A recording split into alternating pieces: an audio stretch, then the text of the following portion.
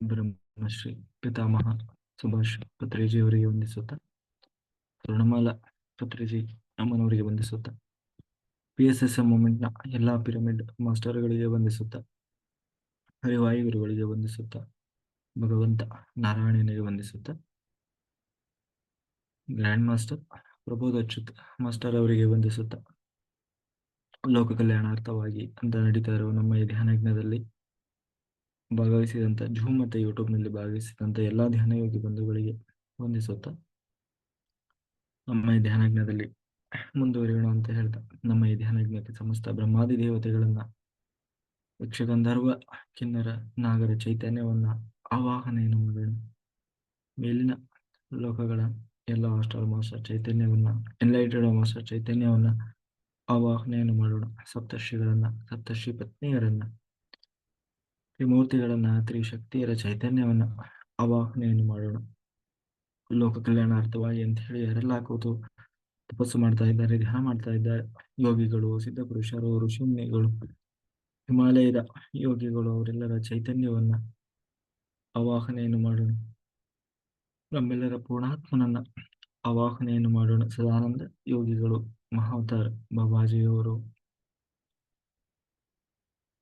ಬುದ್ಧ ಭಗವಾನರು, ಮಹಾವೀರರು, ಅವರೆಲ್ಲರ ಚೈತನ್ಯವನ್ನ ಆವಾಹನೆಯನ್ನು ಮಾಡೋಣ. ವಿಶ್ವರೂಪಿಯಾದ ಪರಬ್ರಹ್ಮ ಸ್ವರೂಪಿಯಾದ ಭಗವಂತನ ಚೈತನ್ಯವನ್ನು ಆವಾಹನೆಯನ್ನು ಮಾಡುತ್ತಾ, ಅವರೆಲ್ಲರ ಚೈತನ್ಯ ಫ್ರೀಕ್ವೆನ್ಸಿಲಿ ನಾವೆಲ್ಲರೂ ಒಂದಾಗಿ ಯಜ್ಞದಲ್ಲಿ ಮುಂದುವರಿಯೋಣ ಅಂತ ಹೇಳ್ತಾ,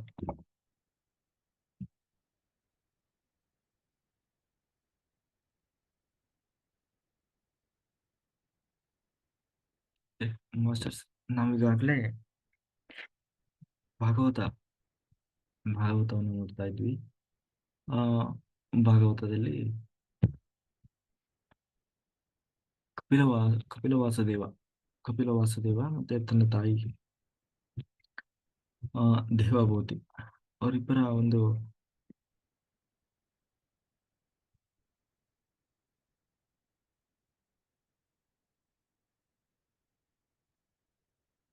ಕಪಿಲವಾಸದೇವ ಕಪಿಲವಾಸದೇವ ಮತ್ತೆ ದೇವಭೂತಿ, ತನ್ನ ತಾಯಿಯಾದಂತಹ ದೇವಭೂತಿ, ಅವರಿಬ್ಬರಲ್ಲಿ ನಡೆದಂತಹ ಒಂದು ಸಂವಾದ ಆಯ್ತಾ, ಅದನ್ನೇ ಆ ಉಪದೇಶ ಆ ಉಪದೇಶವನ್ನು ನಾವು ನೋಡ್ತಾ ಇದ್ವಿ. ಅದರಲ್ಲಿ ಕರ್ದಮ ಪ್ರಜಾಪತಿ ಕರ್ದಮ ಪ್ರಜಾಪತಿಗೆ ಕರ್ದಮ ಪ್ರಜಾಪತಿ ಮತ್ತೆ ದೇವಭೂತಿ ಅವರಿಗೆ ಒಟ್ಟು 10 ಜನ ಮಕ್ಕಳು.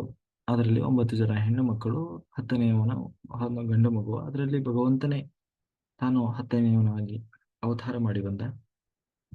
ಕೊನೆಗೆ ಕರ್ದಮ ಪ್ರಜಾಪತಿ ತನ್ನ ಮಗನಾದಂತ, ಅಂದ್ರೆ ದೇವರನ್ನೇ ಮಗನಾಗಿ ಪಡೆದಿದ್ದಾನೆ ಕರ್ದಮ ಪ್ರಜಾಪತಿ.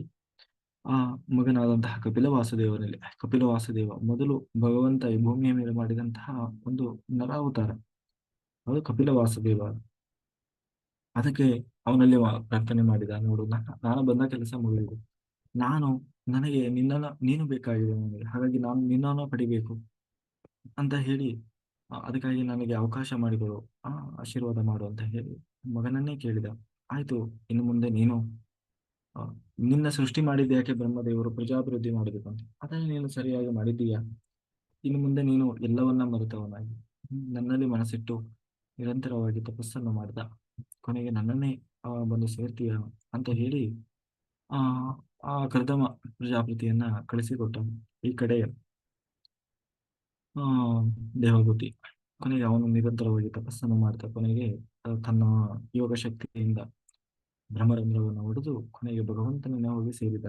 ನೀನು ಕರ್ದಮ ಪ್ರಜಾಪತಿ ಈ ರೀತಿ ಮೋಕ್ಷವನ್ನು ಪಡೆದ. ಹಾಗೆ ಆ ಯಾರು ಹ್ಮ್ ದೇವಭೂತಿ, ಈ ಕಡೆ ದೇವಭೂತಿ ಒಂದು ದಿವಸ ತಾನು ಯೋಚನೆ ಮಾಡ್ತಾ ಇದ್ದಾಳೆ. ಈ ಸುಮ್ಮನೆ ಯೋಚನೆ ಮಾಡ್ತಾ ತಾನು ಕೂತಿರುವಾಗ ಅವಳಿಗೆ ಅನ್ನಿಸ್ತು, ಅಲ್ಲ ನಾನು ಏನನ್ನ ಮಾಡಿದೆ, ಏನನ್ನ ಪಡೆದೆ ನಾನು ಇಷ್ಟು ದಿವಸ. ಆ ಆ, ಏನೇನೋ ಆಸೆಗಳನ್ನ ಪಡ್ತಾ ಹೋದೆ, ಏನೇನೋ ಏನೇನೋ ಬಯಸ್ತಾ ಬಯಸ್ತಾ ಹೋದೆ, ಆದ್ರೆ ಕೊನೆಗೂ ಕೂಡ ನನಗೆ ಒಂದು ನೆಮ್ಮದಿ ಅನ್ನೋದು ಸಿಗಲಿಲ್ಲಲ್ಲ. ನಾನು ಬೇಕಿದ್ದು ಬಯಸಿದ್ದೆಲ್ಲವೂ ಸಿಗ್ತಾ ಹೋಯ್ತು, ಆದ್ರೆ ನೆಮ್ಮದಿ ಅನ್ನೋದು ಕೊನೆಯವರೆಗೂ ಕೂಡ ಸಿಗಲೇ ಇಲ್ಲ. ಯಾಕೆ ಸಿಗಲಿಲ್ಲ? ಇದಕ್ಕೆ ಏನು ಕಾರಣ? ಎಲ್ಲಕ್ಕಿಂತ ಹೆಚ್ಚಾಗಿ ಈ ಹಿಂದೆ ಕರ್ದಮ ಪ್ರಜಾಪತಿ ಹತ್ರ ಅವಳು ಕೇಳಿದ್ಲು, ನನಗೆ ದೇವರನ್ನ ತೋರಿಸಿ ಆ ಮೋಕ್ಷ ಮಾರ್ಗದ ರಹಸ್ಯವನ್ನು ಹೇಳ್ಕೊಡಿ ಅಂತ.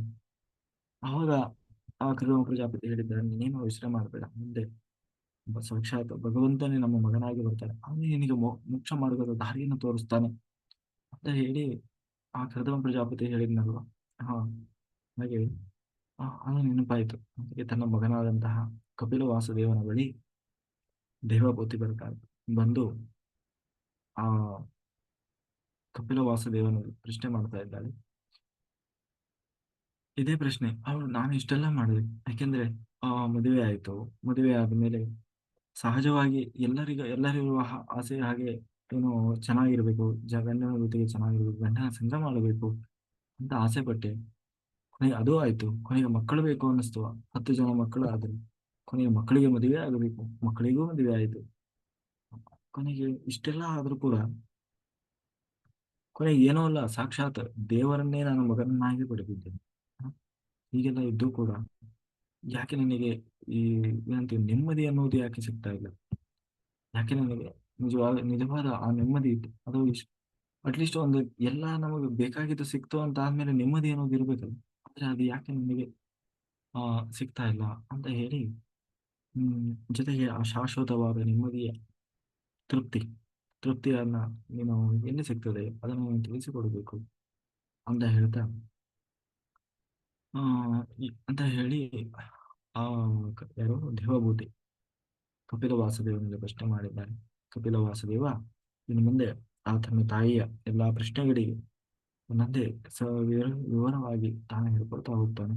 ಅದನ್ನೇ ಆ ಇಲ್ಲಿ ಕಪಿಲ ವಾಸುದೇವನ ಉಪದೇಶ ನೋಡಮ್ಮ. ನಮಗೆ ಸುಖ ಸಿಗ್ಲಿಕ್ಕಾಗ್ಲಿ, ದುಃಖ ಪಡ್ಲಿಕ್ಕಾಗ್ಲಿ, ಅಥವಾ ತೃಪ್ತಿ ಸಿಗ್ಲಿಕ್ಕಾಗ್ಲಿ, ಎಲ್ಲದಕ್ಕೂ ಮೂಲ ಆ ವಸ್ತು ಅಲ್ಲ, ಆ ವ್ಯಕ್ತಿ ಕಾರಣ ಅಲ್ಲ. ಮತ್ತೆ ಎಲ್ಲದಕ್ಕೂ ಮೂಲ ಕಾರಣ ನಮ್ಮ ಮನಸ್ಸು, ಚೇತಃ. ನಮ್ಮ ಮನಸ್ಸೇ ಎಲ್ಲದಕ್ಕೆ ಮೂಲ ಕಾರಣ. ಅಲ್ಲ, ಅದು ಹೆಂಗೆ ಮನಸ್ಸು ಕಾರಣ ಅಂತ ಇರ್ಬೋದು? ಯಾವುದೇ ಒಂದು ವಸ್ತು ಅದು ಒಳ್ಳೆಯ ವಸ್ತು ಅಂತನೂ ಇಲ್ಲ, ಕೆಟ್ಟದ್ದು ಅಂತನೂ ಇಲ್ಲ. ಅಥವಾ ಯಾವುದೋ ಒಂದು ವಸ್ತುವಿನಿಂದ ಒಬ್ಬರಿಗೆ ಒಳ್ಳೇದು ಅಂತನೂ ಇಲ್ಲ, ಕೆಟ್ಟದ್ದು ಅಂತನೂ ಇಲ್ಲ. ಎರಡೂ ಕೂಡ ಒಳ್ಳೇದು ಕೆಟ್ಟದ್ದು ನಿರ್ಧಾರ ಆಗೋದು ಯಾವುದರ ಆಧಾರದ ಮೇಲೆ? ಆ ಚೇತಃ, ಅವರ ಮನಸ್ಸಿನ ಆಧಾರದ ಮೇಲೆ. ಅಂದ್ರೆ ಮನಸ್ಸು ಹೇಗೆ ಯೋಚನೆ ಮಾಡ್ತದೆ ಹಾಗೆ, ಆ ಮನಸ್ಸು ಹೇಗೆ ಯೋಚನೆ ಮಾಡುತ್ತೋ ಹಾಗೆ ಆ ವಸ್ತು ಅವನ ಮೇಲೆ ಪ್ರಭಾವವನ್ನು ಬೀರ್ತದೆ. ಉದಾಹರಣೆಗೆ, ಮನಸ್ಸೊಂದು ಖುಷಿ ಖುಷಿಯಾಗಿತ್ತು ಅಂತಂದ್ರೆ ಒಂದು ವಸ್ತು ಅವನಿಗೆ ಆನಂದವನ್ನು ಕೊಡಬಹುದು. ಅಥವಾ ಅವನ ಮನಸ್ಸೇ ಸರಿ ಇಲ್ಲ ಅಂತಂದ್ರೆ ಆ ವಸ್ತುವೇ ಅವನ ಪಾಲಿಗೆ ಕೆಟ್ಟ ಏನೋ ದುಃಖಕರವಾಗಿ ಕಾಣಿಸಬಹುದು. ಹಾಗಾಗಿ ಮನಸ್ಸು ಅನ್ನೋದು ಬಹಳ ಮುಖ್ಯ. ಉದಾಹರಣೆಗೆ ಒಬ್ಬ ಬಹಳ ಬಹಳ ಇಷ್ಟ ಒಬ್ಬ ವ್ಯಕ್ತಿ, ಎಷ್ಟು ಅಂತಂದ್ರೆ ಅವ್ರು ಇಲ್ಲದೆ ನಮಗೆ ಇರ್ಲಿಕ್ಕೆ ಆಗೋಲ್ಲ ಸ್ವಾಮಿ, ಅಷ್ಟು ಇಷ್ಟ. ಅವ್ರ ಹತ್ರ ಹೋಗೋದೇನು, ಅವ್ರ ಜೊತೆಗೆ ಇರೋದೇನು, ಬೆಳಿಗ್ಗೆಯಿಂದ ಹಿಡಿದು ಸಂಜೆವರೆಗೂ ಬರೀ ಅವ್ರದೇ ನೆಪ, ಅವ್ರದೇ ಧ್ಯಾನ. ಯಾಕೆಂದ್ರೆ ಅವರು ಅಂದ್ರೆ ಅಷ್ಟು ಇಷ್ಟ. ಆದ್ರೆ ಏನೋ ಕಾರಣಾಂತರಗಳಿಂದ ಅವರಿಗೆ ನಮಗೆ ಏನೋ ಗಲಾಟೆ ಆಗಿಬಿಡ್ತು. ಗಲಾಟೆ ಆಗಿ ಆ ಮಾತಾಡೋಂಗಿಲ್ಲ. ಎಷ್ಟು ಗಲಾಟೆ ಆಯ್ತು ಅಂತಂದ್ರೆ ಇಬ್ಬರಲ್ಲೂ ಇನ್ನೇ ಜೀವ ಇರೋವರೆಗೂ ನಿಮ್ ಮುಖ ನಾನ್ ನೋಡಲ್ಲ, ನನ್ ಮುಖ ನೀನ್ ನೋಡಲ್ಲ ಅನ್ನೋಷ್ಟರ ಮಟ್ಟಿಗೆ ಜಗಳ ಆಗ್ಬಿಡ್ತು. ಜಗಳ ಆಯ್ತು. ಮಾರನೇ ದಿವಸದಿಂದ ಆ ವ್ಯಕ್ತಿಯನ್ನು ಕಂಡ್ರೆ ಆಗಲು, ಕಂಡ್ರು ಕೂಡ್ಲೇನೆ ಮೈಯೆಲ್ಲ ಉರಿತದೆ.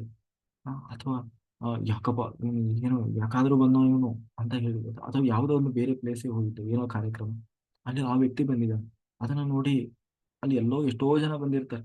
ಆದ್ರೆ ಯಾರ ಮೇಲೂ ನಮ್ಮ ಗಮನ ಹೋಗಲ್ಲ, ಬದಲಾಗಿ ಆ ವ್ಯಕ್ತಿಯ ಮೇಲೆ ಹೋಗ್ತದೆ. ಜೊತೆಗೆ ಆ ವ್ಯಕ್ತಿನ ನೋಡಿ ಪುನಃ ಉದ್ವೇಗಕ್ಕೆ ಒಳಗಾಗ್ತದೆ. ಅಲ್ಲ, ಇದೇ 4 ದಿವಸದ ಮುಂದೆ ಅದೇ ವ್ಯಕ್ತಿಯನ್ನು ನೋಡಿದಾಗ ಮನಸ್ಸಿಗೆ ಖುಷಿ ಆಗ್ತಾ ಇತ್ತಲ್ಲ, ಆದ್ರೆ ಇವತ್ತು ಕೂಡ ಅದೇ ವ್ಯಕ್ತಿನೇ ಇದ್ದಾನೆ. ಆದ್ರೆ ಯಾಕೆ ಮನಸ್ಸಿನಲ್ಲಿ ಈ ರೀತಿ ರಾಗ ದ್ವೇಷಗಳು ಉಂಟಾಗ್ತಾ ಇದೆ? ಕಾರಣ ಏನು ಅಂತಂದ್ರೆ ಆ ವ್ಯಕ್ತಿಯ ಕಾರಣ ವ್ಯಕ್ತಿ ಅಲ್ಲ. 4 ದಿನ ಹಿಂದೂ ಕೂಡ ಅದೇ ವ್ಯಕ್ತಿ ಇದ್ದ, ಇವತ್ತು ಕೂಡ ಅದೇ ವ್ಯಕ್ತಿ. ಆದರೆ ಬದಲಾವಣೆ ಆದದ್ದು ನಮ್ಮ ಮನಸ್ಸು, ನಮ್ಮ ಮನಸ್ಸಿನ ಭಾವನೆಗಳು. ಹಿಂದೆ ಅದೇ 4 ದಿವಸದ ಹಿಂದೆ ಆ ವ್ಯಕ್ತಿಯನ್ನು ಕಂಡಾಗ ನನ್ನ ಮನಸ್ಸು ಬಹಳ ಖುಷಿ ಪಡ್ತಾ ಇತ್ತು. ಹಾಗಾಗಿ ಅವನಿಂದ ಖುಷಿ. ಆದ್ರೆ ಇವತ್ತು ಅದೇ ಮನಸ್ಸು ಆ ಏನೋ ವಿಕೃತ ಆಗ್ತಾ ಇದೆ. ಕಾರಣ ಏನು ಅಂತಂದ್ರೆ ಆ ವ್ಯಕ್ತಿ ಕಾರಣ ಅಲ್ಲ, ನನ್ನ ಮನಸ್ಸು ಕಾರಣ. ನೋಡುವ ದೃಷ್ಟಿ, ಆಲೋಚಿಸುವ ವಿಧಾನ, ಇದರಿಂದಾಗಿ ಅದು ಒಳ್ಳೇದು ಕೆಟ್ಟದು ಅಂತ ನಮಗೆ ಕಾಣಿಸ್ತಾ ಇದೆ. ಹಾಗಾಗಿ ನಮ್ಮ ಮನಸ್ಸು ಕಾರಣ. ಯಾಕೆ ಆ ಮನಸ್ಸಾದ್ರೂ ಹೇಗೆ ಕಾರಣ ಆಗ್ತದೆ? ಅದಕ್ಕೆ ಹೇಳ್ತಾ ಇದ್ದೇನೆ. ಅದಕ್ಕೆ ಕಾರಣ ಏನು? ಮನಸ್ಸು ಯಾಕೆ ಹಾಗೆ ಕಾರಣವಾಗ್ತದೆ ಅಂತಂದ್ರೆ, ಹೇಳ್ತಾ ಇದೆ ಅಹಂಕಾರ ಮಮಕಾರ ಕಾರಣ. ಅಹಂಕಾರ ಮಮಕಾರ ಅನ್ನೋದು ಆ ಮನಸ್ಸಿನಲ್ಲಿ ತುಂಬಿ ಹೋಗಿರ್ತದೆ. ನಾನು ನನ್ನದು, ನಾನು ನನ್ನದು ಅನ್ನುವ ಒಂದು ಇದು. ಉದಾಹರಣೆಗೆ, ಎಲ್ಲೋ ನಿಮ್ಮ ಮನಸ್ಸು ಎಷ್ಟು ಇದಕ್ಕೆ ಹೇಗೆ ಈ ಅಹಂಕಾರ ಮಮಕಾರ ಅನ್ನೋದು ಹೇಗೆ ಕಾರಣ ಆಗ್ತದೆ? ಉದಾಹರಣೆಗೆ, ಎಲ್ಲೋ ಒಂದು ಆಕ್ಸಿಡೆಂಟ್ ಆಗಿರ್ತದೆ, ಆಯ್ತಾ? ರೋಡಲ್ಲಿ ಎಲ್ಲೋ ಆಕ್ಸಿಡೆಂಟ್ ಆಗಿರ್ತದೆ. ಆಕ್ಸಿಡೆಂಟ್ ಆಗಿದ್ದಾಗ ಯಾರೋ ಬಂದು ಹೇಳಿದ್ರು, ಹೀಗೆ ರೋಡಲ್ಲಿ ಒಂದು ಬಹಳ ಆಕ್ಸಿಡೆಂಟ್ ಆಗಿದೆ, ಸ್ಪಾಟ್ ಡೆತ್, ಯಾರೋ ಶಾಲೆಗೆ ಹೋಗೋ ಹುಡುಗ ಅಂತ ಯಾರೋ ಒಬ್ಬ ಹೇಳಿದ್ರು. ಅಯ್ಯೋ, ಅವಾಗ ಹೇಳಿದ ಕೂಡಲೇ ಮನಸ್ಸಿನಲ್ಲಿ ಏನ್ ಬಂತು? ಆ ಅಯ್ಯೋ ಪಾಪ, ಹೌದಾ, ನೋಡ್ರಿ ಹಿಂಗಾಯ್ತು ಪಾಪ, ಏನೋ ಒಳ್ಳೆ ಹುಡುಗ, ಆ ಓದ ಹುಡುಗ, ಇಷ್ಟು ಬೇಗ ಹಿಂಗಾಗ್ಬಿಡ್ತಲ್ಲ ಅಂತ ಹೇಳಿ ಮರುತ್ತಾರೆ. ಆಯ್ತಾ? ಇದು ಒಂದು ಭಾವ. ಇನ್ನೊಬ್ಬ ಯಾರೋ ಬಂದ ಬಂದ ಆ ಎರಡನೇದು ಹೇಳಿದ. ಅವನೇನ್ ಹೇಳ್ದ? ಆ ಯಾಕೋ ಹಾಗೆ ಒಂದು ಆಕ್ಸಿಡೆಂಟ್ ಆಗಿದೆ, ಯಾಕೋ ನೋಡ್ಲಿಕ್ಕೆ ಆ ನಿಮ್ಮ ಹುಡುಗನ ತರಾನೇ ಕಾಣ್ತಾ ಇದ್ದ, ಅದೇ ಯೂನಿಫಾರ್ಮ್ ಹಾಕೊಂಡಿದ್ದ, ಅದೇ ಬ್ಯಾಗು, ಅದೆಲ್ಲ ಬಿದ್ದಿತ್ತು, ಯಾಕೋ ನನಗೆ ನೋಡಿದ ಕೂಡಲೇ ನಿಮ್ಮ ಹುಡುಗನೇ ನೋಡ್ದಂಗಾಯ್ತು ಅಂತ ಹೇಳ್ಬಿಟ್ಟ ಯಾರೋ ಒಬ್ಬ. ಅವಾಗ ಏನಾಗ್ತದೆ? ಮೊದಲನೇನವನು ಬಂದು ಹೇಳಿದಾಗ ಆಗುವ ಭಾವನೆಗೂ, ಎರಡನೇ ಸಾರಿ ಬಂದಾಗ ಹೇಳಿದಾಗ ಯಾರೋ ಒಬ್ಬ ವ್ಯಕ್ತಿ ಬಂದು ನಿಮ್ಮ ಹುಡುಗನ ತರಾನೇ ಇದ್ದ ಅಂತ ಹೇಳಿದಾಗ ಆಗುವ ಭಾವನೆಗೆ ಹೇಗಿರ್ತದೆ? ಒಂದೇ ಸಾರಿ ಎದೆ ಹೊಡೆದಂಗ ಆಗ್ತದೆ. ಜೋರಾಗಿ ಅಳ್ಲಿಕ್ಕೆ ಶುರು ಮಾಡ್ತಾರೆ. ಎಲ್ಲದಕ್ಕಿಂತ ಹೆಚ್ಚಾಗಿ ಅದನ್ನ ಹೋಗಿ ಅವನು ಹೌದಾ ಅಲ್ಲ ಅಂತ ನೋಡ್ಕೊಳ್ಳೋವರೆಗೂ ಸಮಾಧಾನ ಇರಲ್ಲ. ಆ ಅವನು ಏನ್ ಪರಿತಪಿಸ್ತಾ ಇರ್ತಾನೆ, ಅಳ್ತಾ ಇರ್ತಾನೆ, ಪ್ರಾರ್ಥನೆ ಮಾಡ್ತಾ ಇರ್ತಾನೆ ದೇವ್ರ ಹತ್ರ. ಅಯ್ಯೋ, ಅವನು ನನ್ನ ಮಗ ಆಗದೇ ಇರ್ಲಿ, ಆ ಆತರ ಯಾವುದೇ ಅನಾಹುತ ಆಗದೇ ಇರ್ಲಪ್ಪ, ಅವನು ನಮ್ಮ ಮಗ ಆಗದೇ ಇರ್ಲಿ ದೇವ್ರೆ, ಆ, ಯಾಕಪ್ಪ ಹಿಂಗ್ ಮಾಡ್ಬಿಟ್ಟೆ ಅಂತ ಹೇಳಿ ಪರಿತಪಿಸ್ತಾ ಇರ್ತಾನೆ. ಏನು ಒದ್ದಾಟ ಆಗಿ ಅದೇ ಒಂದು ಸ್ವಲ್ಪ ಹೊತ್ತಿನ ಮುಂಚೆ ಯಾವುದೋ ಒಬ್ಬ ವ್ಯಕ್ತಿ ಬಂದು ಹೇಳಿದ್ದ, ಅಲ್ಲಿ ಯಾರೋ ಒಬ್ಬ ಪಾಪ ಸ್ಕೂಲ್ ಹುಡುಗ ಹಿಂಗಾಗಿದೆ, ಅವಾಗ ಹೀಗೆ ವರ್ತನೆ ಮಾಡಿದ್ರ? ಇಲ್ಲ, ಅಯ್ಯೋ ಪಾಪ ಅಂತ ಸುಮ್ಮನಾಗಿದ್ರು. ಆದ್ರೆ ಘಟನೆ ಒಂದೇ. ಆದ್ರೆ ಆ ಭಾವನೆ, ನಾನು ನನ್ನ ಅಹಂಕಾರ ಮಮಕಾರ ಅನ್ನೋದು ಹೇಗೆ ನಮ್ಮ ಮನಸ್ಸಿನ ಮೇಲೆ ಪ್ರಭಾವ ಬೀರ್ತಾ ಇದೆ ಅನ್ನೋದಕ್ಕೆ ಇದು ಕಾರಣ. ಇಷ್ಟೆಲ್ಲ ಒದ್ದಾಡಿದ, ಅದೇ ಯಾವುದೋ ಹೆಣ್ಣುಮಗಳ ವಿಷಯನೇ ಇಟ್ಕೊಳ್ಳಿ.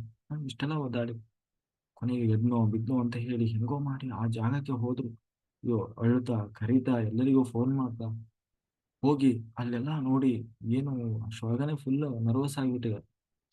ಹೌದು ಅನ್ನೋ ಅಲ್ಲಿ ಮಧ್ಯ ದಾರಿಯಲ್ಲಿ ಯಾಕೋ ಇನ್ನೂ ಒಂದ್ ಸ್ವಲ್ಪ ಹೇಳ್ಬಿಟ್ಟ, ಏ ಹೌದೌದು, ಯಾಕೋ ನಿಮ್ ಹುಡುಗನ್ ತರನೇ ಇದ್ದ, ಇನ್ನೂ ಆಫ್ ಆಗ್ಬಿಟ್ರು.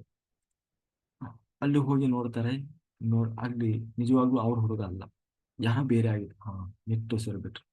ಆ ದುಃಖ ಅನ್ನೋದು ಒಂದೇ ಸಾರಿ ಕಂಟ್ರೋಲ್, ಖುಷಿಯಾಗಿ ಮಾರ್ಪಾಡಾಯ್ತು. ಯಾಕೆಂದ್ರೆ ಆ ಮಗು ನಂದಲ್ಲ. ಆ, ಅಂದ್ರೆ ಆ ಅಂದ್ರೆ ಕೂಡ್ಲೆ ಆ ಥರದ್ದು ಯಾವುದೇ ಅನಾಹುತ ಆಗಿಲ್ಲ ಅನ್ನುವುದು ಕೂಡಲೇ ಮನಸ್ಸಿಗೆ ಬಂತು. ಆದ್ರೆ ನಿಜವಾಗ್ಲೂ ಅಲ್ಲಿ ಘಟನೆ ನಡೆದಿದೆ. ಆ ಅಲ್ಲಿ ರಕ್ತಪಾತ ಆಗಿದೆ, ಸಾವು ಸಂಭವಿಸಿದೆ. ಆದ್ರೆ ಇಲ್ಲಿವರೆಗೂ ಅವ್ರೇನೋ ವರ್ತನೆ ಮಾಡಿದ್ರು, ಆ ವರ್ತನೆ ನನ್ನದಲ್ಲ ಅನ್ನೋದು ಯಾವಾಗ ಮನಸ್ಸಿಗೆ ಬಂತು, ಆ ಕೂಡಲೇ ಅದು ಸ್ಟಾಪ್ ಆಗ್ತದೆ. ಕಾರಣ ಏನು ಅಂತಂದ್ರೆ, ಆ ಮನಸ್ಸಿನಲ್ಲಿ ನನ್ನದು ಅನ್ನುವ ಅಹಂಕಾರ ಮಮಕಾರ ತುಂಬಿಕೊಂಡಿರುವುದಕ್ಕೆ ಕಾರಣ. ಅಂದ್ರೆ ಅಷ್ಟೆಲ್ಲ ಅವರಿಗೆ ಆಗಿದ್ದು ಯಾಕೆ? ನನ್ನ ಮಗ ಅಂತ ಹೇಳಿ. ಇಲ್ಲಾಂದ್ರೆ ಬರೀ ಮಗ, ಯಾರ್ದೋ ಒಬ್ಬ ಮಗ ಅಲ್ಲ, ಅವಾಗೂ ಹೀಗೆ ವರ್ತನೆ ಮಾಡುವುದಿತ್ತಲ್ಲ. ಅವಾಗ ಯಾಕೆ ವರ್ತನೆ ಮಾಡ್ಲಿಲ್ಲ? ಅವಾಗ ನನ್ನದು ಅನ್ನೋದು ಇರ್ಲಿಲ್ಲ, ನಾನು ನನ್ನ ಮಗ ಅನ್ನೋದು ಇರ್ಲಿಲ್ಲ. ಬರೀ ಯಾರು ಒಂದು ಮಗ, ಶಿಶು ಅಷ್ಟೇ. ಯಾರ್ದೋ ಹುಡುಗ ಪಾಪ, ಶಾಲೆ ಹುಡುಗ ಅಂದ್ಕೂಡಲೇ ಸುಮ್ಮನೆ ಒಂದು ಮನಸ್ಸಿನ ಉದಾಹರಣೆ. ಆ ರೀತಿ ಯಾವಾಗ ನಾವು ಒಂದು ವಸ್ತುವಿನ ಮೇಲೆ, ವ್ಯಕ್ತಿಯ ಮೇಲೆ, ಘಟನೆ ಮೇಲೆ ನಾನು ನನ್ನದು ಅನ್ನೋದು ಅತಿಯಾದ ಅಟ್ಯಾಚ್ಮೆಂಟ್ ಅನ್ನೋದು ಇರ್ತದೆ, ಅದು ಈ ಮನಸ್ಸಿನಲ್ಲಿ ವಿಕಾರತೆ ಬರಲಿಕ್ಕೆ ಕಾರಣ ಆಗ್ತದೆ. ಹಾಗಾಗಿ ಅದಕ್ಕೆ ಏನು ಮಾಡಬೇಕಪ್ಪ? ಹೌದು, ಹೀಗಿದೆ, ಅದಕ್ಕೆ ಏನು ಮಾಡಬೇಕು? ಪರಿಹಾರ ಏನು? ಅದಕ್ಕೆ ಭಗವಂತ ಹೇಳ್ತಾ ಇದ್ದಾನೆ, ಮನಸ್ಸನ್ನು ಶುದ್ಧಿ ಮಾಡಿಕೊಳ್ಳಬೇಕು. ಅದೇ ಅದಕ್ಕೆ ಕಾರಣ. ಅದೇ ಇರುವ ಏಕೈಕ ಮಾರ್ಗ, ಮನಸ್ಸನ್ನು ಶುದ್ಧಿ ಮಾಡಿಕೊಳ್ಬೇಕು. ಮನಸ್ಸು ಮನಸ್ಸನ್ನು ಶುದ್ಧಿ ಮಾಡ್ಕೊಳ್ಳೋದು ಅಷ್ಟು ಸುಲಭ ಇದೆಯಾ? ಹ್ಮ್ ಮನಸ್ಸು ಅನ್ನೋದು ಸುಮ್ಮನೆ ಧ್ಯಾನಕ್ಕೆ ಅಂತ ಕೂರ್ತೀವಿ. ಧ್ಯಾನಕ್ಕೆ ಅಂತ ಕೂತ್ರೆ ಅದು ಎಷ್ಟೊಂದು ಆಲೋಚನೆಗಳು ಬರ್ತಿವೆ. 10 ನಿಮಿಷ ಕರೆಕ್ಟ್ ಆಗಿ, ಎಷ್ಟೋ ಜನರಿಗೆ 10 ನಿಮಿಷ, ಅರ್ಧ ಗಂಟೆ ಕರೆಕ್ಟ್ ಆಗಿ ಕೂತ್ಕೊಂಡು ವಿತೌಟ್ ಆಲೋಚನೆ ರಹಿತವಾಗಿ ಶುದ್ಧ ಮನಸ್ಸಿನಿಂದ ಕೂತ್ಕೊಳ್ಳಿಕ್ಕೆ ಸಾಧ್ಯ ಇಲ್ಲ. ಅಷ್ಟು ಮನಸ್ಸು ಅನ್ನೋದು ಹೊಯ್ದಾಡ್ತಾ ಇರ್ತದೆ. ಅಂಥದ್ರಲ್ಲಿ ಮನಸ್ಸನ್ನು ಶುದ್ಧ ಮಾಡುವುದು ಹೇಗೆ? ಅದಕ್ಕೆ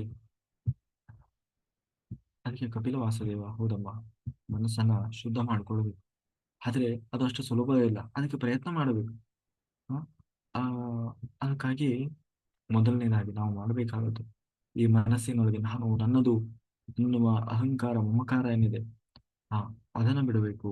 ಅದನ್ನ ಬಿಡಬೇಕು ಅಂತಂದ್ರೆ ಸುಮ್ಮನೆ ಬಿಡ್ಲಿಕ್ಕೆ ಆಗ್ತದಾ? ಇಲ್ಲ. ಮತ್ತೆ ಸಜ್ಜನರ ಸಹವಾಸ ಮಾಡಬೇಕು. ಸಜ್ಜನರ ಸಂಘದಿಂದ ಆ ಅಹಂಕಾರ ಮಮಕಾರವನ್ನು ಬಿಡ್ಲಿಕ್ಕೆ ಸಾಧ್ಯ ಇದೆ. ನಾನು ನನ್ನದು ಅನ್ನೋದನ್ನ ಈ ಸಜ್ಜನರ ಸಹವಾಸದಿಂದ ಯಾರು ಬೇಕಾದ್ರೂ ಬಿಡಬಹುದು. ಹಾಗಾದ್ರೆ ಸಜ್ಜನರು ಅಂತಂದ್ರೆ ಯಾರಪ್ಪ ಅವರು? ಎಲ್ಲರನ್ನ ಈಗ ನೀವು ಯಾರನ್ನೇ ಹೋಗಿ ಕೇಳಿ ಎಲ್ಲರೂ ನಾವು ಒಳ್ಳೆಯರೇ ಅಂತಾನೆ ಹೇಳ್ತಾರೆ. ಎಲ್ಲರೂ ನಾವು ಸಜ್ಜನರು ಅಂತಾನೆ ಹೇಳ್ತಾರೆ ಅಲ್ಲ. ಅಂಥದ್ರಲ್ಲಿ ಅಥವಾ ಇವತ್ತು ಸಜ್ಜನರು ಅನ್ನುವ ಹಾಗೆ ವೇಷ ಹಾಕಿಕೊಂಡವರು ಬೇಕಾದಷ್ಟು ಜನ ಅಂತ.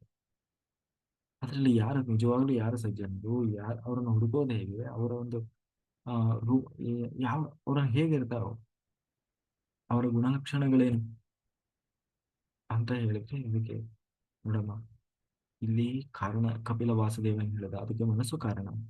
ಮನಸ್ಸು ಹೇಗೆ ಕಾರಣ ಆಯ್ತದೆ? ಮನಸ್ಸಿನಲ್ಲಿ ಅಹಂಕಾರ ಮಮಕಾರ ಅನ್ನೋದು ತುಂಬಿರ್ತದೆ. ನಾನು ನನ್ನದು ನಂದು ನಂದು ನಂದು ನಾನು ನಾನು ನಾನು ಅನ್ನುವುದು ಆ ಮನಸ್ಸಿನಲ್ಲಿ ಗಾಢವಾಗಿ ಊರಿ ಕೂತಾಗ ಅದು ನಮ್ಮ ಮನಸ್ಸಿನಲ್ಲಿ ಈ ರೀತಿ ಅತೃಪ್ತಿಗೆ ಕಾರಣವಾಗಿರ್ತದೆ. ವಿಕಾರದ ಮನಸ್ಸಿನ ವಿಕಾರತೆಗೆ ಕಾರಣ ಆಗಿರ್ತದೆ. ಹಾಗಾಗಿ ಆ ಮನಸ್ಸನ್ನು ನಾವು ಶುದ್ಧ ಮಾಡ್ಕೊಳ್ಬೇಕು. ತೃಪ್ತಿ ಬೇಕು, ಮನಸ್ಸಿಗೆ ಶಾಂತಿ ಬೇಕು ಅಂತಂದ್ರೆ ಮನಸ್ಸನ್ನು ಶುದ್ಧಿ ಮಾಡ್ಕೊಳ್ಬೇಕು. ಮನಸ್ಸನ್ನು ಸುಮ್ಮನೆ ಮನಸ್ಸು ಶುದ್ಧಿ ಆಗ್ತದೋ? ನೀರ್ ಹಾಕಿ ತೊಳಿಲಿಕ್ಕೆ ಆಗ್ತದಾ? ಇಲ್ಲ. ಅದಕ್ಕೆ ಏನ್ ಮಾಡಬೇಕು? ಆ ಮನಸ್ಸಿನಲ್ಲಿರುವಂತಹ ಅಹಂಕಾರ ಮಮಕಾರವನ್ನು ಹೋಗಲಾಡಿಸ್ಬೇಕು. ಅದು ಸುಮ್ಮನೆ ಹೋಗ್ತದೆ? ಇಲ್ಲ. ಅದಕ್ಕೆ ಏನು ಮಾಡಬೇಕು? ಸಜ್ಜನರ ಸಹವಾಸ ಮಾಡಬೇಕು. ಹಾಗಾದ್ರೆ ಸಜ್ಜನರು ಅಂದ್ರೆ ಯಾರು? ಹೇಗಿರ್ತಾರೆ? ಅವರು ಎಲ್ಲಿರ್ತಾರೆ? ಅವರ ಸಹವಾಸದಿಂದ ನಮಗೆ ಹೇಗೆ ಅದು ಶುದ್ಧಿ ಆಗ್ತದೆ ಅಹಂಕಾರ ಮಮಕಾರ ಅನ್ನೋದು ಅಂತ ಹೇಳಿ ಅನ್ನೋದು ವಿಚಾರ. ಅದಕ್ಕೆ ಭಗವಂತ ಹೇಳ್ತಾ ಇದ್ದಾನೆ, ಕಪಿಲ ವಾಸುದೇವ ನೋಡಮ್ಮ, ಸಜ್ಜನರು ಅಂತಂದ್ರೆ ಅವರ ಲಕ್ಷಣಗಳನ್ನು ಹೇಳ್ತೇನೆ ಕೇಳಿ. ಅಂತಂದ್ರೆ ಅವರು ಸದಾ ಪರೋಪಕಾರಿಗಳಾಗಿರ್ತಾರೆ. ತಮ್ಮ ಸ್ವಾರ್ಥಕ್ಕಾಗಿ ಅಂತ ಹೇಳಿ ಬರುತ್ತಾ ಇರೋದು. ಅವರಲ್ಲಿ ನಾನು ನನ್ನದು ಅನ್ನೋದು ಎಲ್ಲ ಏನೇ ಇರಲು, ಅವ್ರು ಏನೇ ಮಾಡಿದ್ರು ಲೋಕ ಕಲ್ಯಾಣಕ್ಕಾಗಿ ಅಂತ ಮಾಡ್ತಾ ಇರ್ತಾರೆ. ಅದು ಯಾವುದೇ ಪ್ರತಿಫಲದ ಅಪೇಕ್ಷೆ ಇಲ್ಲದೆ ಜಗತ್ತಿಗೆ ಸೇವೆ ಮಾಡ್ತಾ ಇರ್ತಾರೆ. ಯಾರು ಏನೇ ಕೇಳಿ, ಅಯ್ಯೋ ಇವತ್ತು ನೋಡಿ ಏನಾದ್ರೂ ಮಾಡಬೇಕು ಅಂತಂದ್ರೆ ಅದರಿಂದ ನನಗೇನು ಸಿಗ್ತದೆ? ಹ, ಅಥವಾ ಮಾಡ್ಲಿಕ್ಕೆ ಶುರು ಮಾಡಿದ ಕೂಡ್ಲೇನೆ ಏನು ನನಗೇನು ಸಿಗಲೇ ಇಲ್ಲ, ಮತ್ತೆ ಹೇಗಿದು? ಅಂದ್ರೆ ಈ ಪ್ರತಿಯೊಂದರಲ್ಲೂ ಕೂಡ ಲಾಭ ಹುಡುಕೋದು ಅಥವಾ ನನಗೇನು ಸಿಗ್ತದೆ ಎನ್ನುವ ಪ್ರತಿಫಲದ ಅಪೇಕ್ಷೆಯಲ್ಲಿ ಇರುವಂತಹ ಜನಾಂಗ. ಆದ್ರೆ ಯಾರು ಸಜ್ಜನರು ಅಂತ ಇರ್ತಾರೆ ಯಾವಾಗಲೂ ಅವರು ಪ್ರತಿಫಲದ ನಿರೀಕ್ಷೆಯಲ್ಲಿ ಇರೋದಿಲ್ಲ. ಸದಾ ಉಪಕಾರಗಳಾಗಿರ್ತಾರೆ. ಪಶು ಪಕ್ಷಿ ಪ್ರಾಣಿಗಳಿಂದ ಹಿಡಿದು ಸದಾ ಮನುಷ್ಯರಿಗೆ ಎಲ್ಲರಿಗೂ ಕೂಡ ಉಪಕಾರ ಮಾಡ್ತಾ ಬದುಕ್ತಾ ಇರ್ತಾರೆ. ಪರೋಪಕಾರಿಗಳಾಗಿರ್ತಾರೆ. ಇಲ್ಲ ಎರಡನೇದಾಗಿ ಸಹನಾಮೂರ್ತಿ. ಅತ್ಯಂತ ಸಹನೆ ತಾಳ್ಮೆಯಿಂದ ಇರ್ತಾರೆ. ಯಾರು ಏನೇ ಹೇಳಿದ್ರು ಅವ್ರಿಗೆ ಅವರಲ್ಲಿ ವಿಕಾರತೆ ಅನ್ನೋದು ಮೂಡೋದಿಲ್ಲ. ಯಾರೋ ಅದೇ ನೋಡಿ, ಇವತ್ತು ಎಷ್ಟು ಜನರಿಗೆ ನಮಗೆ ತಾಳ್ಮೆ ಇದೆ. ನಮಗೆ ಯಾರಾದರೂ ಏನಾದರೂ ಹೇಳಿದ್ರು ಅಂದ ಕೂಡಲೇ ಅದು ಮನೆಯವರು ಇರ್ಬೋದು, ಹೊರಗಿನವರು ಇರ್ಬೋದು, ಕೂಡಲೇ ರಿಯಾಕ್ಟ್ ಆಗ್ತೀವಿ, ತಿರುಗಿಸಿ ಬೈದೇ ಬಿಡ್ತೀವಿ. ಹ ಆದ್ರೆ ಅದನ್ನ ಅಕ್ಸೆಪ್ಟ್ ಮಾಡ್ಲಿಕ್ಕೆ ನಾವು ಎಷ್ಟು ಜನ ರೆಡಿ ಇದ್ದೀವಿ? ಆದ್ರೆ ಸಜ್ಜನೂರಂತೂ ಯಾರಿದ್ದಾರೆ ಅವರು ಅದನ್ನ ಸ್ವೀಕಾರ ಮಾಡ್ತಾರೆ.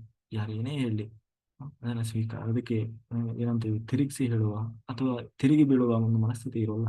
ಬದಲಾಗಿ ಸಹನೆಯಿಂದ ವರ್ತನೆ ಮಾಡುತ್ತಾರೆ, ಎಲ್ಲವನ್ನ ಸಹಿಸಿಕೊಳ್ತಾರೆ. ಅದು ಅವರ ದೊಡ್ಡ ಗುಣ. ಎರಡನೇದಾಗಿ ಕರುಣೆ. ನನ್ನಂತೆಯೇ ಪ್ರತಿಯೊಬ್ಬರು, ನನ್ನಂತೆಯೇ ಪ್ರತಿಯೊಂದು ಜೀವರಾಶಿ ಅಂತ ಹೇಳಿ ತನ್ನ ಹಾಗೆ, ಯಾಕೆಂದ್ರೆ ನಮ್ಮನ್ನು ನಾವು ಪ್ರೀತಿಸುವಷ್ಟು ಬೇರೆ ಯಾರು ಪ್ರೀತಿಸೋಲ್ಲ.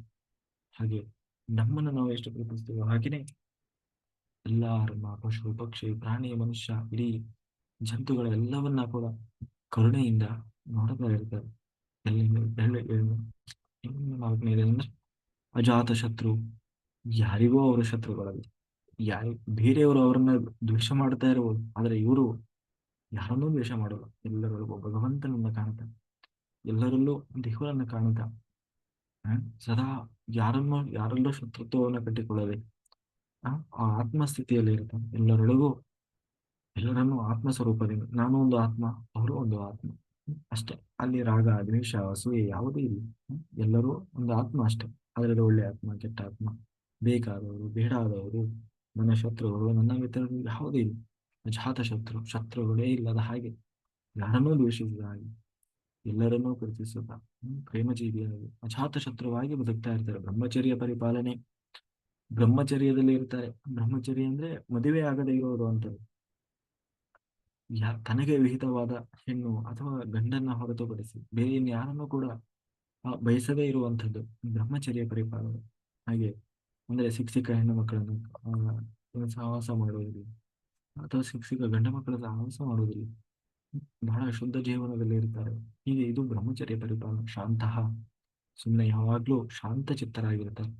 ಸುಮ್ಮನೆ ಬಾಯಿ ಬಂದಂಗೆ ಏನೋ ಮಾತಾಡ್ತಾ ಇರೋಲ್ಲ, ವಟ ವಟ ವಟ ವಟ ಮಾತಾಡಲ್ಲ, ಮಾತೇ ಆಡೋಲ್ಲ ಅಂತಲ್ಲ, ಆದ್ರೆ ಎಷ್ಟು ಬೇಕೋ ಅಷ್ಟು ಮಾತಾಡ್ತಾರೆ, ಮೌನವಾಗಿರ್ತಾರೆ, ಅವಶ್ಯಕತೆ ಇದ್ದಷ್ಟು ಮಾತ್ರ ಮಾತಾಡ್ತಾರೆ. ಅದು ಮಾತನಾಡಿದರೂ ಕೂಡ ಹ, ಒಳ್ಳೆ ಸನ್ಮಾರ್ಗದ ಸದ್ವಿಚಾರಗಳನ್ನೇ ಮಾತಾಡ್ತಾ ಇರ್ತಾರೆ. ಹ್ಮ್. ಹಾಗಾಗಿ ಇವ್ರು ಯಾರು ಸಜ್ಜನರು ಯಾರು ಅಂತಂದ್ರೆ, ಇವತ್ತಿನ ನಮ್ಮ ರಾಶಿಯಲ್ಲಿ ಹೇಳೋದಾದ್ರೆ ಪಿರಮಿಡ್ ಮಾಸ್ಟರ್, ಒಬ್ಬ ಪಿರಮಿಡ್ ಮಾಸ್ಟರ್ ಅಂದ್ರೆ ಹೇಗಿರಬೇಕು, ಹೇಗಿರ್ತಾರೆ ಅವರು ಅನ್ನುವುದರ ಇದು ಅನ್ನುವುದರ ಒಂದು ಉದಾಹರಣೆ. ಹಾಗಾಗಿ ನೋಡಿ, ಪಿರಮಿಡ್ ಮಾಸ್ಟರ್ ಯಾವ್ದಾದ್ರು ಏನಂತೀವಿ ಫಲದ ಅಪೇಕ್ಷೆಯಿಂದ ಕೆಲಸ ಮಾಡ್ತಾರ, ಧ್ಯಾನ ಪ್ರಚಾರ ಮಾಡ್ತಾರೆ, ಏನಾದ್ರು ಸಿಗ್ತದೆ ನನಗೆ ಅಂತ ಹೇಳಿ ಇಲ್ಲ. ಎಷ್ಟೊಂದು ಜನ ನಿಸ್ವಾರ್ಥ ಸೇವೆ ಮಾಡ್ತಾ ಇದ್ದಾರೆ. ಸಹನೆ, ಸಹ ಏನು ಸಹಿಸಿಕೊಳ್ಳುವ ಬುದ್ಧಿ, ಎಲ್ಲವನ್ನು ಕೂಡ ಕರುಣೆ, ಯಾರನ್ನೂ ದ್ವೇಷ ಮಾಡೋಲ್ಲ, ಬ್ರಹ್ಮಚರ್ಯ ಪರಿಪಾಲನೆ ಮಾಡ್ತಾರೆ, ಶಾಂತರಾಗಿರ್ತಾರೆ, ಮೌನ, ಆದಷ್ಟು ಭಕ್ತಿ. ಭಕ್ತಿ, ಎಲ್ಲರಲ್ಲೂ ಭಕ್ತಿ, ಹ ಎಲ್ಲರೊಳಗೂ ದೇವರನ್ನು ಕಾಣ್ತಾ, ತಾನು ಮಾಡುವ ಕರ್ತವ್ಯದಲ್ಲಿ ಭಕ್ತಿಯನ್ನು ಮಾಡ್ತಾ, ಧರ್ಮದಲ್ಲಿ ಭಕ್ತಿಯನ್ನು ಮಾಡ್ತಾ, ಹೀಗೆ ಅಂದ್ರೆ ಶ್ರದ್ಧೆ. ಭಕ್ತಿ ಅಂದ್ರೆ ಏನು? ಶ್ರದ್ಧೆ. ನಾವು ನಮ್ಮ ಒಂದು ನಾವು ಮಾಡುವ ಹೋಗುವ ದಾರಿಯಲ್ಲಿ ಇರಬೇಕಾದಂತಹ ಒಂದು ಅತ್ಯಂತ ಶ್ರದ್ಧೆ, ವಿನಯತೆ, ಅದೇ ಭಕ್ತಿ. ಇನ್ನು ಭಯರಹಿತರಾಗಿರ್ತಾರೆ, ಅವರಿಗೆ ಯಾವ ಭಯವೂ ಇರೋಲ್ಲ. ನಾವು ಹೀಗೆ ನಾವು ಜ್ಞಾನಿಗಳು, ನಮ್ಗೆ ಯಾವತ್ತೂ ಕೆಟ್ಟದಾಗೋಲ್ಲ, ನಮ್ಗೆ ಯಾವಾಗಲೂ ಒಳ್ಳೇದಾಗ್ತದೆ, ಯಾವಾಗಲೂ ನಮಗೆ ಏನು ಮಾಸ್ಟರ್ಸ್ ಹೆಲ್ಪ್ ಮಾಡ್ತಾರೆ ಅಂತ ಹೇಳಿ ನಿರ್ಭಯರಾಗಿ ಬದುಕ್ತಾ ಇರ್ತಾರೆ. ಹಾಗೆ ನಿರ್ಭಯರಾಗಿರ್ತಾರೆ. ಹೀಗೆ ಇಷ್ಟೆಲ್ಲ ಗುಣಗಳು ಸದಾ ಪರೋಪಕಾರಿಗಳಾಗಿ, ಸಹನಾಮೂರ್ತಿಗಳಾಗಿ, ಕರುಣೆಯನ್ನು ತುಂಬಿಕೊಂಡವರಾಗಿ, ಯಾರನ್ನೂ ದ್ವೇಷ ಮಾಡದೆ ಬ್ರಹ್ಮಚರ್ಯವನ್ನು ಪರಿಪಾಲನೆ ಮಾಡ್ತಾರೆ. ಶಾಂತಚಿತ್ತರಾಗಿ ಸುಮ್ಮನೆ ಏನೋ ಆ, ಮೌನವನ್ನು ವಹಿಸ್ತಾ, ಶ್ರದ್ಧೆ ವಿನಯತೆಯನ್ನು ತುಂಬಿಕೊಂಡವರಾಗಿ ಅಂದ್ರೆ ಭಕ್ತಿ, ಇನ್ನು ಭಯರಹಿತರಾಗಿ, ಹೀಗೆ ಇನ್ನೂ ಆ, ಏನು ಹೇಳ್ತಾ ಹೋದ್ರೆ ಇನ್ನೂ ಬಹಳ ಇರ್ತವೆ. ಈ ರೀತಿಯಾಗಿ ಯಾರು ಬದುಕ್ತಾ ಇರ್ತಾರೆ ಅವರೇ ಸಜ್ಜನರು. ಅಂತಹ ಸಜ್ಜನರ ಸಹವಾಸದಿಂದ ಈ ಅಹಂಕಾರ ಮಮಕಾರ ಅನ್ನುವುದು ಕಡಿಮೆ ಆಗ್ತದೆ. ನಾನು ನನ್ನದು ಅನ್ನುವ ಅಹಂಕಾರ ಅನ್ನೋದು ಕಡಿಮೆ ಆಗ್ತಾ ಮನಸ್ಸು ಶುದ್ಧ ಆಗ್ತಾ ಬರ್ತದೆ. ಅಂದ್ರೆ ನಮ್ಮ ಮನಸ್ಸಿಗೆ ಆಗ ತಿಳಿತದೆ, ಓಹೋ, ನಾವು ಏನೇನು ಕಲಿತೀವಿ ನಾವು ಈ ಉಪಕಾರ ಅಂದ್ರೆ ಇಲ್ಲಿ ಯಾವುದು ಸ್ವಾರ್ಥ ಇರಬಾರ್ದು, ನಿಸ್ವಾರ್ಥ ಇರಬೇಕು. ಆ, ನಾವು ಯಾಕೆಂದ್ರೆ ಕೊನೆಗೆ ನಾವು ಏನೂ ತಗೊಂಡು ಹೋಗಲ್ಲ. ಹಾಗಾಗಿ ಇದ್ದಷ್ಟು ದಿನ ಪರೋಪಕಾರಗಳಾಗಿ ಬದುಕಬೇಕು ಅನ್ನೋದನ್ನ ನಾವು ಅವರಿಂದ ಕಲಿತಾ ಹೋಗ್ತೀವಿ. ಆಗ ಮನಸ್ಸು ಶುದ್ಧಿ ಆಗ್ತದೆ. ಸಹನೆ, ಇಲ್ಲಾಂದ್ರೆ ಯಾರಾದ್ರೂ ಸುಮ್ಮನೆ ನಾವು ಕಾಲು ಕೇಳ್ಕೊಂಡು ಜಗಳಕ್ಕೆ ಹೋಗ್ತಾ ಇರ್ತೀವಿ ನೋಡಿ. ಇವಾಗ ಧ್ಯಾನಕ್ಕೆ ಬರೋದಕ್ಕಿಂತ ಮುಂಚೆ ಎಷ್ಟೊಂದು ಜನ ಸುಮ್ಮನೆ ಬೇಕಾಬಿಟ್ಟು ಬದುಕ್ತಾ ಇರ್ತಾರೆ, ಮನಸ್ಸು ಹಿಂಗೆ ಬಂತು ಹಂಗೆ ಬದುಕ್ತಾ ಇರ್ತಾರೆ. ಯಾವಾಗ ಧ್ಯಾನಕ್ಕೆ ಬಂದ್ರು ಇಷ್ಟೆಲ್ಲ ತಿಳ್ಕೊಳ್ತಾ ಹೋದ್ರು, no gossip, no judgement, no interference, no violence, ಇದನ್ನೆಲ್ಲ ತಿಳ್ಕೊಂಡು ಎಷ್ಟು ಜನ ಇವತ್ತು ತಮ್ಮನ್ನು ತಾವು ಬದಲಾಯಿಸಿಕೊಳ್ತಾರೆ.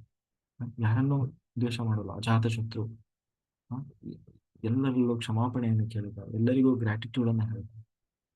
ಇವತ್ತು ಧ್ಯಾನದಲ್ಲೇ ನೋಡಿರ್ಬೋದು. ಹಾಗೆ ಅದು ಹೇಗೆ ಸಾಧ್ಯ ಆಯಿತು? ಕಾರಣ ಏನು ಅಂತಂದ್ರೆ, ಹೀಗೆ ಸಜ್ಜನರ ಸಹವಾಸದಿಂದ ನಮ್ಮಲ್ಲಿರುವ ಎಲ್ಲಾ ದುರ್ಗುಣಗಳನ್ನ, ಅವರ ಒಂದು ವ್ಯಕ್ತಿತ್ವವನ್ನು ನೋಡ್ತಾ ನೋಡ್ತಾ ನೋಡ್ತಾ ಎಲ್ಲವನ್ನು ಬಿಡ್ತಾ ಬರುತ್ತೆ.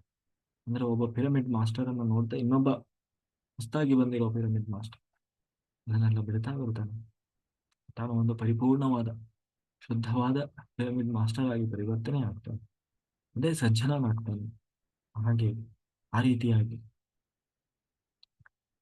ಆ ಬದಲಾಗ್ತಾರೆ ಅಂತ ಹೇಳ್ತಾರೆ. ಇನ್ನು ದೇವಭೂತಿ ಪ್ರಶ್ನೆ ಮಾಡ್ತಾ ಇದ್ದಾರೆ. ಹೌದು, ಹಾಗಾದ್ರೆ ಮನಸ್ಸು ಆ ಅನ್ನೋದು ಇದಾಯ್ತು. ಆದ್ರೆ ಭಕ್ತಿ ಅಂದ್ರೆ ಏನು? ನಿನ್ನಲ್ಲಿ ಭಕ್ತಿ ಮಾಡುವುದು ಹೇಗೆ? ಅದು ಎಲ್ಲರೂ ಹೇಳ್ತಾರೆ, ದೇವರು ಅಂದ್ರೆ ದೇವರಲ್ಲಿ ಭಕ್ತಿ ಮಾಡಬೇಕು. ಆ, ಎಲ್ಲರೂ ಹೇಳ್ತಾರೆ ಭಕ್ತಿ ಮಾರ್ಗ. ಕೊನೆಗೆ ದೇವರು ಅನ್ನೋನೊಬ್ಬ ಇದ್ದಾನೆ, ಅವನಿಗೆ ಶ್ರದ್ಧೆ ಮಾಡಬೇಕು ಅಂತ. ಆ ಭಕ್ತಿ ಅಂದ್ರೆ ಏನು? ಅಥವಾ ನಿನ್ನನ್ನ ಪಡಿಲಿಕ್ಕೆ ಯಾವ ರೀತಿಯ ಭಕ್ತಿ ಮಾಡಬೇಕು ಅದೇ ಅಂತ ಹೇಳಿದ್ರೆ, ಅದಕ್ಕೆ ಕಪಿಲ ವಾಸುದೇವ ಹೇಳ್ತಾ ಇದ್ದಾನೆ ನೋಡೋಣ. ಭಕ್ತಿ ಅಂತಂದ್ರೆ ಇಷ್ಟೇ, ನಿಷ್ಕಾಮ, ಯಾವುದೇ ಪ್ರತಿಫಲದ ಅಪೇಕ್ಷೆ ಇಲ್ಲದೆ ನನ್ನಲ್ಲಿ ಮಾಡುವ ಅನನ್ಯವಾದ ಪ್ರೀತಿ. ಅಂದ್ರೆ ಒಂದು ತಾಯಿಯನ್ನ ಮಗು ಇಷ್ಟಪಡ್ತದೆ. ಯಾಕೆ ಇಷ್ಟಪಡ್ತದೆ? ಬಂಗಾರ, ನಮ್ಮಮ್ಮನ ಹತ್ರ ಕೋಟಿ ಕೋಟಿ ಬಂಗಾರ ಇದೆ ಅಂತ, ನಮ್ಮಮ್ಮ ಶ್ರೀಮಂತ ಅಂತ, ನೋಡ್ಲಿಕ್ಕೆ ಚಂದ ಇದ್ದಾಳೆ ಅಂತ ಇಲ್ಲ. ನನ್ನಮ್ಮ, ನನಗೆ ಅಮ್ಮ ಅಂದ್ರೆ ಬೇಕು ಅಷ್ಟೇ. ಅದ್ರ ಹತ್ರ ನೀನು ಎಂತ ದುಡ್ಡು ಏನು ತಂದು ಕೊಟ್ರು ಅದಕ್ಕೆ ಏನು ಬೇಕಾಗಲ್ಲ, ನನಗೆ ಅಮ್ಮ ಬೇಕಷ್ಟೇ. ಹಾಗೆ ಅಲ್ಲಿ ಯಾವ ಸ್ವಾರ್ಥವೂ ಇರಬಾರ್ದು. ದೇವರಿಂದ ಯಾವುದೇ ಅಪೇಕ್ಷೆಯಿಂದ ದೇವರನ್ನ ಭಕ್ತಿ ಮಾಡುವುದಿಲ್ಲ. ದೇವರೇನೋ ಕೊಡ್ತಾನೆ ಅಂತ ಹೇಳಿ ಭಕ್ತಿ ಮಾಡುವುದಿಲ್ಲ. ಮತ್ತೆ ದೇವರಿಂದ ಏನೋ ಸಿಗ್ತದೆ ಅಂತ ಹೇಳಿ ಭಕ್ತಿ ಮಾಡುವುದಿಲ್ಲ. ಒಟ್ಟಿನಲ್ಲಿ ದೇವರು ಅಂದ್ರೆ ನನಗೆ ಇಷ್ಟ. ಏಕೆಂದ್ರೆ ಇಷ್ಟೆಲ್ಲ ಕೊಟ್ಟಿದ್ದಾನಲ್ಲ, ಈ ಪ್ರಪಂಚವನ್ನು ಸೃಷ್ಟಿ ಮಾಡಿ ನನಗೆ ಬದುಕಲಿಕ್ಕೆ ಇಷ್ಟೆಲ್ಲ ಅವಕಾಶ ಮಾಡಿ ಕೊಟ್ಟು, ನಾನು ಕೇಳದೇ ಇದ್ರೂ ಕೂಡ ದೇವರು ಎಷ್ಟೊಂದು ಅನುಕೂಲ ಮಾಡಿಕೊಟ್ಟಿದ್ದಾನೆ. ನಾವು ಈ ಜನ್ಮವನ್ನು ಕೇಳಿದ್ದೀವಿ. ಆ ತಂದೆ ತಾಯಿಯನ್ನ, ಆ, ಈ ಬಂಧು ಬಾಂಧವರನ್ನ, ಎಲ್ಲದಕ್ಕಿಂತ ಹೆಚ್ಚಾಗಿ ಇಷ್ಟು ಸುಂದರವಾದ ದೇಹ, ಕೈ ಕಾಲು ಮೂಗು ಬಾಯಿ ಎಲ್ಲವನ್ನ ಸರಿಯಾಗಿ ಕೊಟ್ಟು, ನಮಗೆ ನಿತ್ಯ ಗಾಳಿಯನ್ನು ಕೊಟ್ಟು, ಆಹಾರವನ್ನು ಕೊಟ್ಟು, ಬೆಳಕನ್ನು ಕೊಟ್ಟು, ಉಸಿರನ್ನು ಕೊಟ್ಟು, ಪ್ರತಿಯೊಂದನ್ನು ಕೊಟ್ಟು, ನಾವು ಯಾವುದನ್ನು ಅದನ್ನು ಕೊಡು ಇದನ್ನು ಕೊಡು ಅಂತ ಕೇಳಿಲ್ಲ. ಆದ್ರೂ ಕೂಡ ದೇವರು ಇಷ್ಟನ್ನೆಲ್ಲ ಕೊಟ್ಟು ನಮ್ಮನ್ನ ಇಷ್ಟು ಚಂದ ನೋಡ್ಕೊಳ್ತಾ ಇದ್ದಾನೆ. ಆ ಆ ದೇವರಿಗೆ ಆ ನಾವೇನಾದ್ರೂ ಗ್ರಾಟಿಟ್ಯೂಡ್ ಹೇಳ್ತಾ ಇದ್ದೀವೋ, ಅಥವಾ ಆ ಅದೇ ಏನಂತೀವಿ ಆ ದೇವರಲ್ಲಿ, ಹ್ಮ್ ಹಾಗೆ ಇಷ್ಟೆಲ್ಲ ಮಾಡಿದ ದೇವರಿಗೆ ನಾವೇನಾದ್ರೂ ಕೊಡ್ಬೇಕಲ್ಲ. ನನ್ನ ದೇವರು ಅಂತ ಹೇಳಿ ಆ ದೇವರಿಂದ ಯಾವುದೇ ಸ್ವಾರ್ಥವನ್ನು ಪಡೆದೆ ಗ್ರಾಟಿಟ್ಯೂಡ್ ಅನ್ನು ಹೇಳ್ತಾ ನಿಷ್ ನಿಷ್ಕಾಮದಿಂದ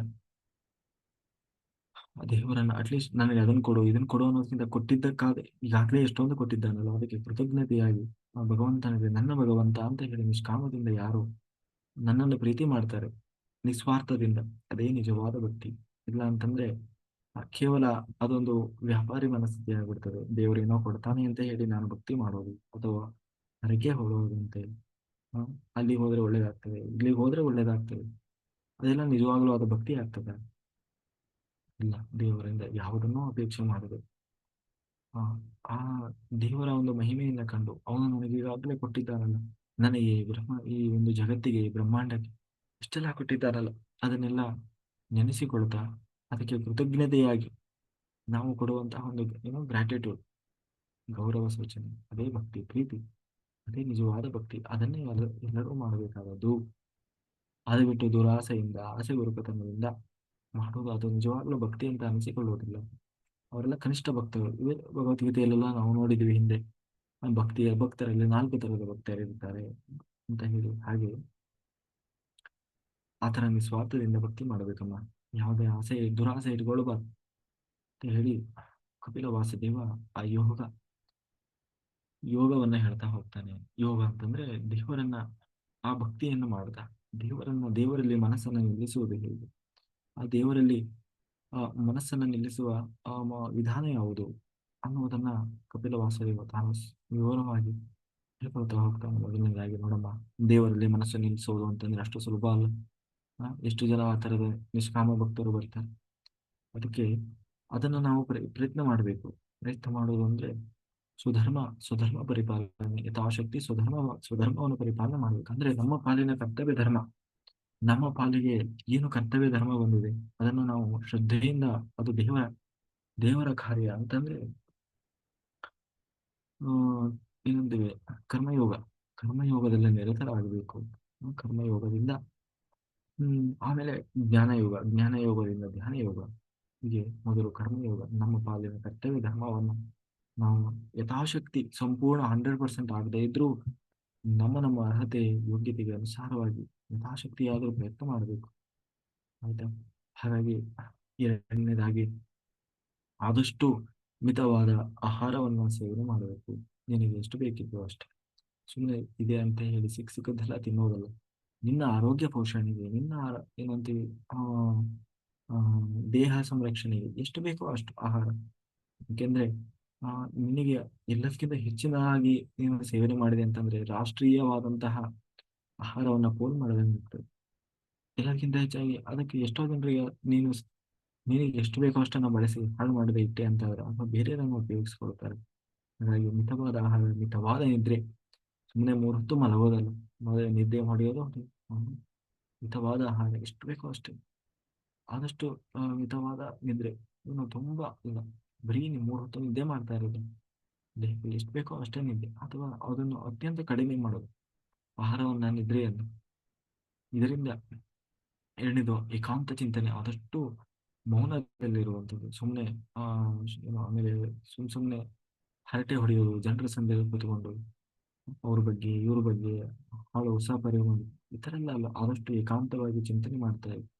ಸಾಧ್ಯವಾದರೆ ಮೌನವಾಗಿರು, ಎಷ್ಟು ಬೇಕೋ ಅಷ್ಟೇ ಮಾತಾಡು. ಎರಡು ಮೂರನೇದಾಗಿ ಅಹಿಂಸೆ, ಅಹಿಂಸೆಯನ್ನು ಪರಿಪಾಲನೆ ಮಾಡು. ಯಾರಿಗೂ ಹಿಂಸೆ ಅಂತಂದ್ರೆ ಬರೀ ಕಡಿಯೋದು, ಹೊಡೆಯೋದು, ಇದೇ ಇದೊಂದೇ ಹಿಂಸೆ ಅಲ್ಲ. ಮತ್ತೆ ಮಾತಿನಿಂದಲೂ ಕೂಡ ಇನ್ನೊಬ್ಬರನ್ನ ಹಿಂಸೆ ಮಾಡದೇ ಇರುವುದು, ನೋಟದಿಂದಲೂ ಕೂಡ ಇನ್ನೊಬ್ಬರನ್ನ ಹಿಂಸೆ ಮಾಡದೇ ಇರುವುದು, ನಮ್ಮ ನಡೆ ನುಡಿ ಅದು ಕೂಡ ಇನ್ನೊಬ್ಬರಿಗೆ ಹಿಂಸೆ ಆಗಬಾರ್ದು. ನಮ್ಮ ಬದುಕಿನ ಶೈಲಿಯು ಕೂಡ ಇನ್ನೊಬ್ಬರಿಗೆ ಅದು ಹಿಂಸೆ ಅನ್ನಿಸುವ ಹಾಗೆ ಇರಬಾರದು. ಆಯ್ತಾ? ಹಾಗೆ ಅಹಿಂಸೆಯನ್ನ ಪರಿಪಾಲನೆ ಮಾಡಬೇಕು, ಮೌನವಾಗಿರ್ಬೇಕು. ಆದಷ್ಟು ಮೌನ. ಮೌನ ಅಂದ್ರೆ ಮಾತೇ ಆಡದೇ ಇರೋದಲ್ಲ. ಆ ಎಲ್ಲಿ ಎಷ್ಟು ಅವಶ್ಯಕತೆ ಇದೆಯೋ ಅಷ್ಟನ್ನು ಮಾತ್ರ ಮಾತಾಡ್ತಾ, ಅನಾವಶ್ಯಕವಾದ ವಿಷಯಗಳ ಬಗ್ಗೆ ತಲೆ ಹಾಕದೆ ಹ್ಮ್, ಇರುವಂತದ್ದು ಮೌನ. ಇನ್ನು ಶುಚಿತ್ವ, ಒಳಗೋ ಹೊರಗೋ ಎಲ್ಲಕ್ಕಿಂತ ಹೆಚ್ಚಾಗಿ ಒಳಗೆ ಯಾರ ಮೇಲೂ ರಾಗ ದ್ವೇಷ ಅಸೂಯೆಯನ್ನ ಇಟ್ಟುಕೊಳ್ಳದೆ ಶುದ್ಧ ಮನಸ್ಸಿನಿಂದ ಎಲ್ಲರಲ್ಲೂ ಭಗವಂತನ ಒಂದು ಶುದ್ಧ ಮನಸ್ಥಿತಿಯಲ್ಲಿರುವುದು, ಅದೇ ಶುಚಿತ್ವ. ಹೊರಗಡೆಯಿಂದಲೂ ಕೂಡ ಆ ಏನು ಶುಭ್ರವಾಗಿಟ್ಟುಕೊಂಡು ಶುಭ್ರ ವಸ್ತ್ರಗಳನ್ನು ಹಾಕಿ ಈ ಮೂಲಕ ಶುಚಿತ್ವವನ್ನು ಕಾಪಾಡಿಕೊಳ್ಳುವಂಥದ್ದು. ಇನ್ನು ದೇವರಲ್ಲಿ ಅನನ್ಯವಾದ ನಂಬಿಕೆ ಇರಬೇಕು, ನಂಬಿಕೆಯನ್ನು ಇಟ್ಟುಕೊಂಡಿರಬೇಕು.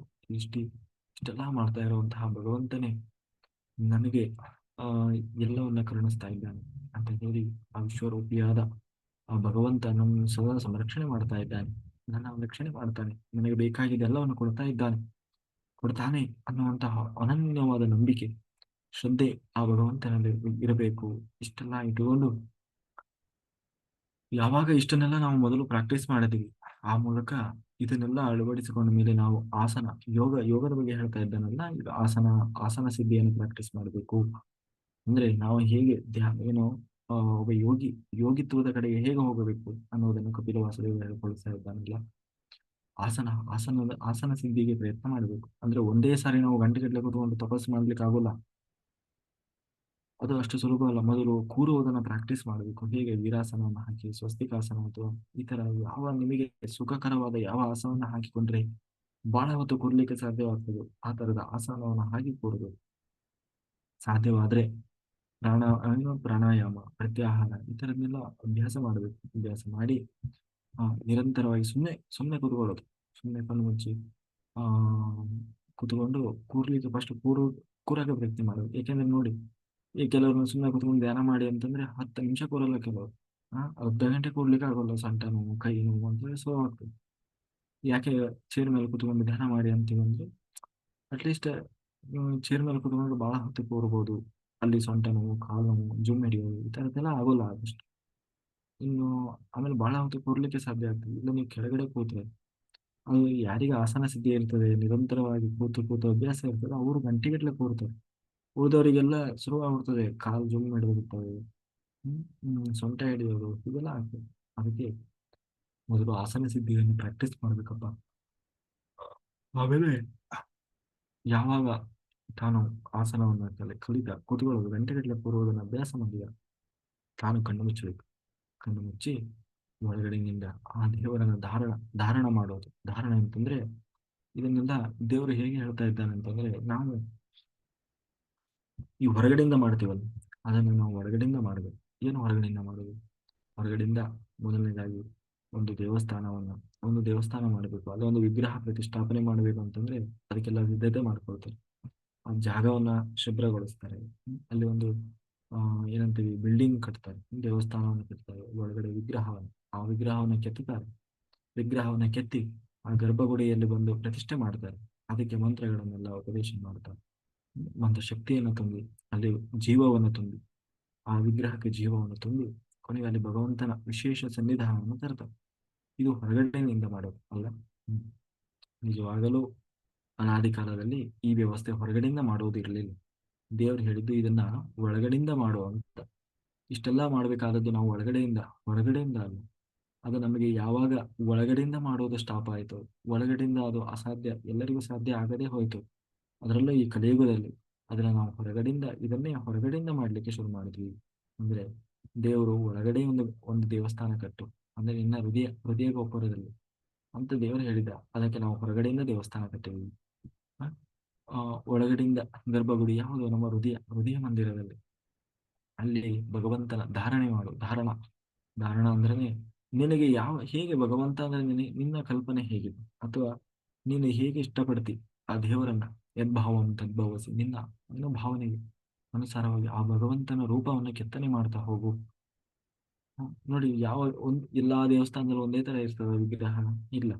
ಅಲ್ಲಲ್ಲಿ ವಿಶೇಷತೆಗೆ ಅನುಗುಣವಾಗಿ ಆ, ಒಂದೊಂದು ರೀತಿ ಒಂದೊಂದು ವಿಗ್ರಹಗಳಿರ್ತದೆ. ಹಾಗೆ ಭಕ್ತನು ಕೂಡ ಹಾಗೆ ಅಂತ, ಒಬ್ಬ ಯೋಗಿಗಳು ಆ ಆ ಒಳಗೆ ಆ ಹೃದಯ ಮಂದಿರದಲ್ಲಿ ಆ ತನ್ನ ತನಗೆ ಇಷ್ಟವಾದಂತಹ ಭಗವಂತನ ರೂಪವನ್ನು ಕೆತ್ತುತ್ತಾನಂತೆ. ಕೆತ್ತುತ್ತಾ ಅದನ್ನು ಹೇಗೆ ಕೆತ್ತಬೇಕು ಅದನ್ನು ಹೇಳ್ತಾರೆ. ಒಬ್ಬ ಯೋಗಿಯಾದವನು ಹೀಗೆ ಆ ಭಗವಂತನ ಚಿಂತನೆ ಮಾಡ್ತಾನೆ. ಪಾದದಿಂದ ಶುರು ಮಾಡ್ತಾನೆ. ಮೊದಲು ಪಾದ, ದೇವರ ಪಾದ ಅಂದ್ರೆ ಹೀಗಿದೆ ಅಂತ ಹೇಳಿ ಚಿಂತನೆ ಮಾಡ್ತಾನೆ. ಅಲ್ಲಿಂದ ನೇರವಾಗಿ ಮೊಣಕಾಲು, ಆ ಸೊಂಟದಲ್ಲಿ ಪೀತಾಂಬರವನ್ನು ತೊಟ್ಟಿದ್ದಾನೆ, ಆ ಸೊಂಟಪಟ್ಟಿಯನ್ನು ಹಾಕಿದ್ದಾನೆ. ಆಮೇಲೆ ಎದೆಯಲ್ಲಿ ಶ್ರೀವತ್ಸ ಚಿಹ್ನೆಯನ್ನು ಏನು ದೇವರು ಶ್ರೀವತ್ಸ ಚಿಹ್ನೆಯನ್ನು ಹಾಕಿದ್ದಾನೆ. ಇನ್ನು ಕುತ್ತಿಗೆಯ ಭಾಗ ಅಲ್ಲಿ ಕೌಸ್ತುಭ ಮಣಿ, ಇನ್ನು ಚತುರ್ಭುಜನಾಗಿ ಆ ಒಂದೊಂದು ಭುಜಗಳಲ್ಲೂ ಕೂಡ ಶಂಖ ಚಕ್ರ ಗದಾ ಪದ್ಮವನ್ನು ಹಿಡಿದಿದ್ದಾನೆ. ಇನ್ನು ತುಟಿಗಳು, ಆ ಕಣ್ಣು ಕುಂಡಲಗಳು, ಹೀಗೆ ಆ ಇಡೀ ಈ ದೇವರ ರೂಪವನ್ನು ತನ್ನ ಕೆಳಗಡೆಯಿಂದ ಮೇಲ್ಗಡೆವರೆಗೂ ತನಗೆ ಎಷ್ಟಾದ ರೂಪದಲ್ಲಿ ಅದನ್ನು ಕೆತ್ತುತ್ತಾ ತನ್ನ ಒಳಗೆ ಒಂದು ದೇವರ ರೂಪವನ್ನು ಕೆತ್ತನೆ ಮಾಡ್ತಾನಂತೆ. ಅದೇ ವಿಗ್ರಹ. ಅದನ್ನ ನಾವು ದೇವರು ಏನು ಹೇಳಿದ, ಹಿಂದಿನವರು ಏನು ಹೇಳಿದ್ರು, ಭಾಗವತದಲ್ಲಿ ಏನು ಹೇಳಿತು ಅಂದ್ರೆ, ಒಬ್ಬ ಯೋಗಿಯಾದವನು, ಒಬ್ಬ ಭಕ್ತನಾದವನು ಅದನ್ನು ಒಳಗಡೆಯಿಂದ ಕೆತ್ತಬೇಕು. ಆದರೆ ನಾವು ಅದನ್ನು ಒಳಗಡೆಯಿಂದ ಕೆತ್ತದೆ, ಒಳಗಡೆ ಅದು ಸಾಧ್ಯವಾಗದೇ ಇದ್ದಕ್ಕೆ ಹೊರಗಡೆಯಿಂದ ಕೆತ್ತುವ ಅಭ್ಯಾಸ ಸ್ಟಾರ್ಟ್ ಮಾಡಿದ್ರು. ಅದಕ್ಕೆ ಒಳಗಡೆಯಿಂದ ಕೆತ್ತನೆ ಮಾಡಿ ಯಾವಾಗ ಅದಕ್ಕೆ ಒಂದು ಸುಂದರವಾದ ಒಂದು ರೂಪ ಬಂತು, ಅದಕ್ಕೆ ತಾನು ಜೀವ ತುಂಬುತ್ತಾನಂತೆ. ಅಂದ್ರೆ ಹೇಗೆ ಜೀವ ತುಂಬುವುದು? ಅದರ ಒಳಗೆ ಆ ಭಗವಂತನನ್ನ ಆ ಏನಂತೀವಿ ಆ ಮಾತನಾಡಿಸ್ಲಿಕ್ಕೆ ಶುರು ಮಾಡ್ತಾನೆ. ಅದರ ಜೊತೆಗೆ ತಾನು ಸಂವಹನ ಅಂದ್ರೆ ಕಮ್ಯುನಿಕೇಟ್ ಮಾಡ್ಲಿಕ್ಕೆ ಶುರು ಮಾಡ್ತಾನೆ, ಮಾತಾಡಿಸ್ತಾ ಇರ್ತಾನೆ. ನಿರಂತರವಾಗಿ ಆ ರೂಪವನ್ನು ನೋಡ್ತಾ ಇರ್ತಾನೆ. ಸಂಪೂರ್ಣವಾಗಿ ತನ್ನ ಒಳಗೆ ಇದ್ದಾನಲ್ಲ ಆ ದೇವರು ಅದೇ ರೂಪದಲ್ಲಿದ್ದಾನೆ ಅಂತ ಹೇಳಿ ತಾನು ಚಿಂತನೆ ಮಾಡ್ಲಿಕ್ಕೆ ಶುರು ಮಾಡ್ತಾನೆ. ಆಗ ಕ್ರಮೇಣ ಅವನು ತಪೋಶಕ್ತಿ ಜಾಸ್ತಿ ಆಗ್ತಾ ಆಗ್ತಾ ಆ ಒಳಗಿರುವ ಭಗವಂತನ ಬಿಂಬರೂಪ ಮಾತಾಡ್ಲಿಕ್ಕೆ ಶುರು ಮಾಡ್ತದಂತೆ. ಅವನ ಜೊತೆ ಅದೇ ತಾನು ಸಂಪೂರ್ಣ ಚೈತನ್ಯವನ್ನು ಪಡೆದು ಒಳಗಡೆಯಿಂದ ಅವನಿಗೆ ದರ್ಶನವನ್ನು ಕೊಡುತ್ತದೆ ಆ ರೂಪ. ಕೊನೆಗೆ ಅದೇ ರೂಪವನ್ನು ಅದನ್ನೇ ಧಾರಣೆಯನ್ನು ಒಳಗಡೆಯಿಂದ ಧಾರಣೆ ಮಾಡುತ್ತೆ. ಕೊನೆಗೆ ಆ ರೂಪ ಸಂಪೂರ್ಣವಾಗಿ ತಾನು ಏನಂದ್ರೆ ಚೈತನ್ಯ ರೂಪವಾಗಿ ಸದಾ ಅವನ ಒಟ್ಟಿಗೆ ಒಳಗಡೆ ಆ ಭಗವಂತನ ರೂಪ ಇರ್ತದೆ. ಹೀಗೆ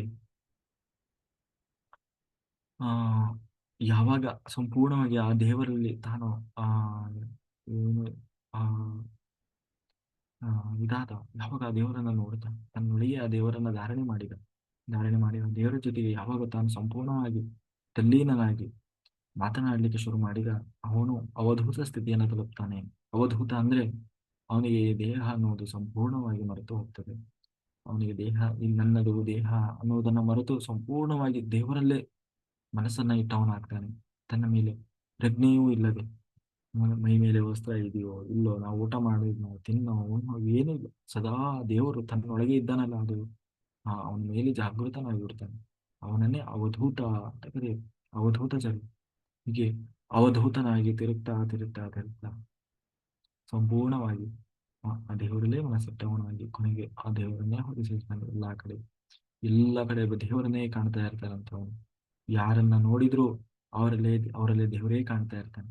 ಅವನಲ್ಲಿ ಎಲ್ಲಿ ನೋಡಿದ್ರು, ಯಾವ ವಸ್ತುವನ್ನ ನೋಡಿದ್ರು, ಯಾವ ಪ್ರತಿಮೆಯನ್ನು ಏನು ನೋಡಿದ್ರು ಅವನಿಗೆ ದೇವರು ಬಿಟ್ರೆ ಏನೂ ಕಾಣಲ್ಲ. ಯಾಕೆಂದ್ರೆ ಆ ಸ್ಥಿತಿಯನ್ನು ತಿರುಗ್ತಾನೆ.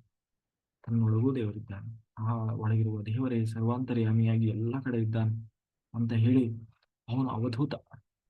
ಹೀಗೆ ನಾವು ಹೇಗೆ ಶುಕಾಚಾರ್ಯರು ಹಿಂದೆ ಅವರ ಕಥೆಯನ್ನು ಕೇಳಿದ್ವಿ, ಹೆಣ್ಣು ಮಕ್ಕಳೆಲ್ಲ ಹಾಗೆ ಬೆತ್ತಲೆಯಾಗಿ ಬಂದು ಅವರಿಗೆ ನಮಸ್ಕಾರ ಮಾಡಿದ್ರು.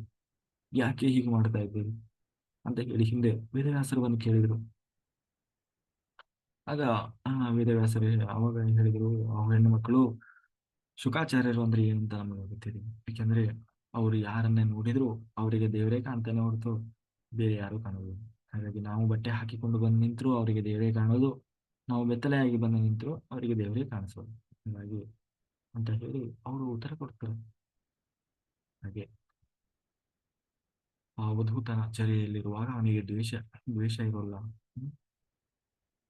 ಆ ಆ ಆತರ ಸಂಪೂರ್ಣವಾಗಿ ತಾನು ತಲ್ಲೀನನಾಗಿ ಆ ಹೃದಯ ಮಂದಿರದಲ್ಲಿ ದೇವರನ್ನೇ ಕಾಣ್ತಾ ಕೊನೆಗೆ ಒಂದು ದಿನ ಆ ಏನು ಯೋಗಿ ಸ್ಥಿತಿಯಲ್ಲಿ ದೇವರನ್ನೇ ಹೋಗಿ ಸೇರ್ತಾನೆ.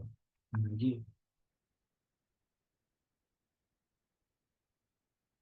ಮುಂದೆ ದೇವರು ಅದನ್ನ ಹೇಳ್ತಾ ಇದ್ದಾನೆ. ಹೊರಗಡೆಯಿಂದ ಯಾರು ಈ ವಿಗ್ರಹವನ್ನ ಆರಾಧನೆ ಮಾಡಬೇಕು ಅಂತಂದ್ರೆ ಅಪ್ರಬುದ್ಧ ಕಪಿಲ ವಾಸುದೇವ ಹೇಳ್ತಾ ಇದ್ದಾನೆ. ಹೊರಗಡೆಯಿಂದ ನಾವು ವಿಗ್ರಹ ಆರಾಧನೆ ಮಾಡ್ತೀವಲ್ಲ, ಅದು ಯಾರಿಗೆ ಅಂತಂದ್ರೆ ಅದು ಅಪ್ರಬುದ್ಧರಿಗೆ, ಯಾರು ಪ್ರಬುದ್ಧತೆಯನ್ನು ಹೊಂದಿಲ್ಲ, ಇನ್ನು ಶೈಶಾವಸ್ಥೆಯಲ್ಲಿದ್ದಾರೆ. ಇನ್ನು ಅವರಿಗೆ ದೇವರು ಅಂದ್ರೆ ಗೊತ್ತಿಲ್ಲ, ಅಧ್ಯಾತ್ಮ ಅಂದ್ರೆ ಗೊತ್ತಿಲ್ಲ, ಆ ದೇವರನ್ನ ಹೆಂಗೆ ಪಡೆಯೋದು ಗೊತ್ತಿಲ್ಲ. ಈ ಒಂದು ಸ್ಥಿತಿಯಲ್ಲಿ ಯಾರಿರ್ತಾರೆ, ಅವರಿಗೆ ಹೊರಗಡೆಯಿಂದ ವಿಗ್ರಹ ಆರಾಧನೆ, ಅವ್ರು ಯಾರು ಅಂದ್ರೆ ಅಪ್ರಬುದ್ಧರು ಅಂತ ಹೇಳ್ತಾ ಇದ್ದಾರೆ. ಯಾರು ಕಪಿಲ ವಾಸುದೇವರು. ಆ, ಯಾರು ಹೊರಗಡೆಯಿಂದ ಪೂಜೆ ಮಾಡ್ತಾರೆ ವಿಗ್ರಹವನ್ನ, ಅವರು ಅಪ್ರಬುದ್ಧರು. ಆದ್ರೆ ಕೊನೆಯವರೆಗೂ ಅವರು ಯಾರೇ ಆದ್ರೂ ಅಷ್ಟೇ, ಹೊರಗಡೆಯಿಂದಲೇ ಅಂದ್ರೆ ದೇವರ ಕಲ್ಪನೆ ಬರ್ಲಿಕ್ಕಾಗಿ ಒಂದು ಹೊರಗಡೆಯಿಂದ ವಿಗ್ರಹ. ಆದರೆ ಯಾವಾಗ ಅವರಿಗೆ ಆ ದೇವರ ಪರಿಪೂರ್ಣ ಜ್ಞಾನ ಬಂತು, ಆ ಒಳಗಡೆಯಿಂದ ದೇವರನ್ನ ಚಿಂತನೆ ಮಾಡ್ಲಿಕ್ಕೆ ಸಾಧ್ಯ ಆಯಿತು, ಆವಾಗ ಅವರು ಒಳಮುಖ ಆಗಬೇಕು. ಹೊರಗಡೆಯಿಂದ ವಿಗ್ರಹವನ್ನು ಆರಾಧನೆ ಮಾಡುವುದಲ್ಲ, ಒಳಗಡೆಯಿಂದ ತನ್ನೊಳಗಿರುವ ಭಗವಂತನನ್ನ ಆರಾಧನೆ ಮಾಡ್ಲಿಕ್ಕೆ ಶುರು ಮಾಡಬೇಕು. ಅಂದ್ರೆ ಅಪ್ರಬುದ್ಧ ಸ್ಥಿತಿಯಿಂದ ಪ್ರಬುದ್ಧ ಸ್ಥಿತಿಗೆ ಹೋಗಬೇಕು. ಹಾಗಾಗಿ ಎಲ್ಲಿಯವರೆಗೆ ಒಬ್ಬ ವ್ಯಕ್ತಿ ಹೊರಗಡೆಯಿಂದ ವಿಗ್ರಹ ಆರಾಧನೆ ಮಾಡ್ಬೇಕಂತಂದ್ರೆ ತನ್ನೊಳಗಿರುವ ಭಗವಂತನನ್ನ ಚಿಂತನೆ ಮಾಡುವ ಶಕ್ತಿ ಬರುವವರೆಗೆ, ತನ್ನೊಳಗೆ ದೇವರನ್ನ ಕಾಣುವ ಸ್ಥಿತಿ ಬರುವವರೆಗೆ ಮಾತ್ರ.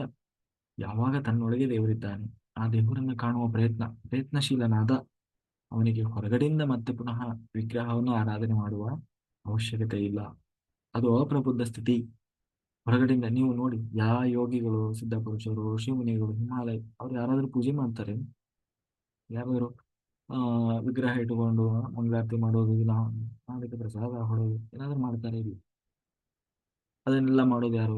ಇಲ್ಲಿ ನಾವು ಊರಲ್ಲಿ ಹಿಮಾಲಯದಲ್ಲಿರೋ ಯಾವ ಯೋಗಿಗಳು, ಸಿದ್ಧಪುರುಷರು ಅಲ್ಲಿ ಯಾರು ಕೂತ್ಕೊಂಡು ದಿನ ಕರ್ಪೂರ ಬೆಳ್ಕೊಂತ, ಕಾಯಿ ಹೊಡ್ಕೊಂತ ಮಾಡ್ತಾ ಯಾರು ಕೂತಿಲ್ಲ. ಬದಲಾಗಿ ತನ್ನೊಳಗೆ ತನ್ನ ಇಡೀ ದೇಹವನ್ನೇ ದೇವಸ್ಥಾನ ಮಾಡಿ, ತನ್ನೊಳಗೆ ವಿಗ್ರಹ ಪ್ರತಿಷ್ಠೆ ಮಾಡಿ ಸದಾ ಒಳಗೆ ದೇವರನ್ನು ಕಾಣ್ತಾ ಇರ್ತಾರೆ. ಆ ಸ್ಥಿತಿಯಲ್ಲಿ ಆ ಯೋಗಿಗಳಿರ್ತಾರೆ. ಹಾಗೆ ಎಲ್ಲರೂ ಆ ಸ್ಥಿತಿಯನ್ನ ತಲುಪಬೇಕು. ಹಾಗಾಗಿ ವಿಗ್ರಹಾರಾಧನೆ ಅನ್ನೋದು ಅಪ್ರಬುದ್ಧ ಸ್ಥಿತಿ. ಎಲ್ಲಿಯವರೆಗೆ ಅಂತಂದ್ರೆ ತನ್ನೊಳಗೆ ಒಳಮುಖವಾಗುವವರಿಗೆ ಮಾತ್ರ ಅಂತ ಹೇಳ್ತಾ, ಆ ಓಕೆ ಮಾಸ್ಟರ್ಸ್, ಈಗಾಗಲೇ ಸಮಯ ಆಗಿದೆ. ಮುಂದೆ ಆ ನಾವು ಅದನ್ನ ನೋಡ್ತಾ ಹೋಗೋಣ ಅಂತ ಹೇಳ್ತಾ, ಕಾಯಿನ ವಾಚ ಮನಸ್ಸಿನಲ್ಲಿ ಇರುವ ಬುದ್ಧಾತ್ಮನಾಗುವ ಪ್ರಕೃತಿ ಸ್ವಭಾವ ಕರೋಮಿ ಯದ್ಯಚ್ಚ ಕಲಂ ಪರಸ್ಮೈ ನಾರಾಯಣಾಯಿತಿ ಸಮರ್ಪಯಾಮಿ. ನನ್ನೊಳಗೆ ಕೂತು ಹರಿವಾಯಿ ಗುರುಗಳು ಏನು ಹೇಳಿಸಿದರೂ ಅಷ್ಟೇ ಹೇಳುವ ಸಾಮಾನ್ಯ ಪ್ರಯತ್ನ ಮಾಡಿದ್ದೆ. ಏನೇ ಲೋಪದೋಷ ಇದ್ದರೂ ಅದು ನನ್ನ ತಪ್ಪಿನಿಂದ ಬಂದ ಸುಜ್ಞಾನವೆಲ್ಲವೂ ಭಗವಂತನದ್ದು ಅಂತ ಹೇಳ್ತಾ, ಸರ್ವಂ ಶ್ರೀಕೃಷ್ಣ ಅರ್ಪಣಮಸ್ತು. ಇಲ್ಲಿಯವರೆಗೆ ಜೂಮ್ ಮತ್ತು ಯೂಟ್ಯೂಬ್ನಲ್ಲಿ ವೀಕ್ಷಿಸಿದ ಎಲ್ಲ ಧ್ಯಾನಯೋಗಿ ಬಂಧುಗಳಿಗೆ ಅನಂತ ಕೋಟಿ ಧನ್ಯವಾದಗಳು. ಓಕೆ ಮಾಸ್ಟರ್ಸ್, ಎಲ್ಲ ನಿದ್ದೆ ಮಾಡ್ತಾ ಇದ್ದೀರೋ ಏನೋ ಕತೆ? ಏನೋ ಗೊತ್ತಾಗಂಗಿಲ್ಲಪ್ಪ. ಎಲ್ಲ ವಿಡಿಯೋ ಆನ್ ಮಾಡ್ಕೊಳ್ರಿ. ಇವತ್ತು ಸ್ವಲ್ಪ ಸಮಯನೂ ಜಾಸ್ತಿ, ಧ್ಯಾನ ನಾನು ಫುಲ್ ಹೋಗ್ಬಿಟ್ಟಿದ್ದೆ. ಇರಲಿ, ಒಳ್ಳೆ ಧ್ಯಾನ ಆಯ್ತು. ಹ್ಯಾಂಡ್ ರೈಸ್ ಮಾಡಿ ಮಾತಾಡಿ, ಆ ವಚನಗಳನ್ನು ಹೇಳಿ. ಸಂಗಮೇಶ್ ಜಿ ಎಲ್ಲಿ ಹೋಗ್ಬಿಟ್ರಿ ಇವರು?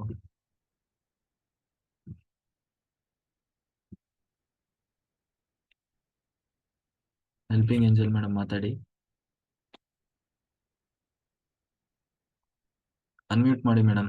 ನಿನ್ನೆನೂ ನೀವು ಹ್ಯಾಂಡ್ ರೈಸ್ ಮಾಡಿದ್ರಿ, ಅನ್ಮ್ಯೂಟೇ ಮಾಡಲಿಲ್ಲ. ಹಾ, ನಮ್ಮನ್ನೇನಾದ್ರೂ ಟೆಸ್ಟ್ ಮಾಡ್ತಾ ಇದ್ದೀರೋ ಏನ್ ಕತೆ? ಹಾ, ಮೇಡಮ್ ಅನ್ಮ್ಯೂಟ್ ಮಾಡಿ. ಹೆಲ್ಪಿಂಗ್ ಏಂಜಲ್ ಮೇಡಮ್ ನೋಡ್ತಾರೋ ಇಲ್ಲೋ ಅಂತ ಹೇಳಿ. Dileep C, Savita master ಎಲ್ಲೋದ್ರು?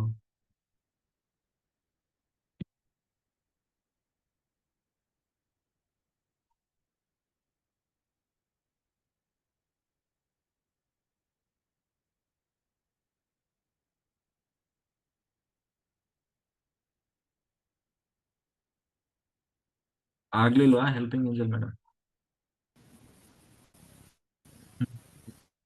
ಹ್ಮ್.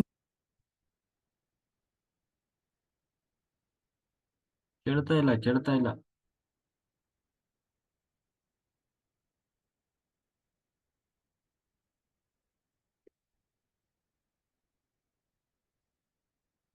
ಮೇಡಮ್ ಮಾತಾಡಿ.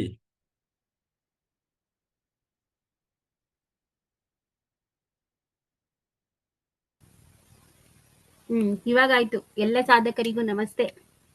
ಅದು ನಮಸ್ತೆ. ಅನ್ಮ್ಯೂಟ್ ಆಗ್ತಾ ಇಲ್ಲ, ಆಪ್ಷನ್ ಕೊಡ್ತಾ ಇಲ್ಲ. ನೀವು ಅನ್ಮ್ಯೂಟ್ ಮಾಡಲ್ಲೇ ಇದೆ ಅದು. ಇವಾಗ ಮ್ಯೂಟ್ ಮಾತಾಡ ಮೋಡಲ್ಲೇ ಇದೆ. ನಾನು ಎಷ್ಟು ಇವಾಗ ಮಾತಾಡ್ರಿ, ಕೇಳಿಸ್ತಾ ಇದೆ. ಮತ್ತೇನೋ ಮಾಡಿದಿರಪ್ಪ, ಬಂದಿತ್ತಪ್ಪ ಅದು.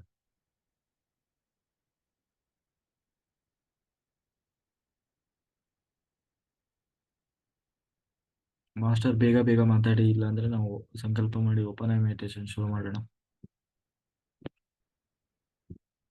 ಪಕ್ಕ ಎಲ್ಲ ಹೋಗ್ಬಿಟ್ರಲ್ಲ ಯೋಗ ನಿದ್ರೆ. ಹಾ, ಏನು ಏನು ಧ್ಯಾನಕ್ಕೆ ಬಂದಿದ್ದಾರೆ, ವಾಪಸ್ ಬಂದಾರು ಇಲ್ಲೋ? ಸಜ್ಜನ ಸಂಗತಿ ಎಷ್ಟು ಜನ ಕೇಳಿದ್ರು. ಹ್ಮ್.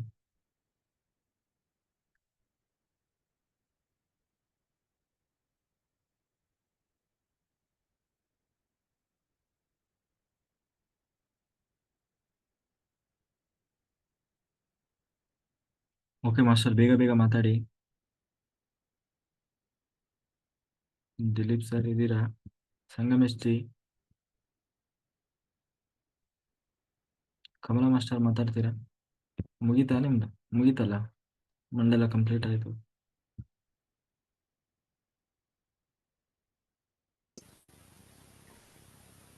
ಹ್ಮ್. ಸರ್ ನಮಸ್ತೆ. ಹಾ ಮಾಸ್ಟರ್ ನಮಸ್ತೆ. ನಮಸ್ತೆ ಮಾಸ್ಟರ್ ಎಲ್ಲರಿಗೂ. ಒಂದು ವಚನ ಹೇಳ್ತೀನಿ ಸರ್. ಹೇಳಿ. ಬಸವಣ್ಣನವರ ವಚನ.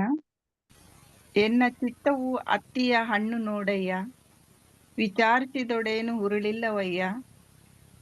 ಪ್ರಪಂಚದ ಡಂಬಿನಲ್ಲಿ ಎನ್ನನ್ನೊಂದು ರೂಹ ಮಾಡಿ, ನೀವಿರಿಸಿದಿರಿ ಕೂಡಲ ಸಂಗಮ ದೇವ. ಅದರ ಅರ್ಥ,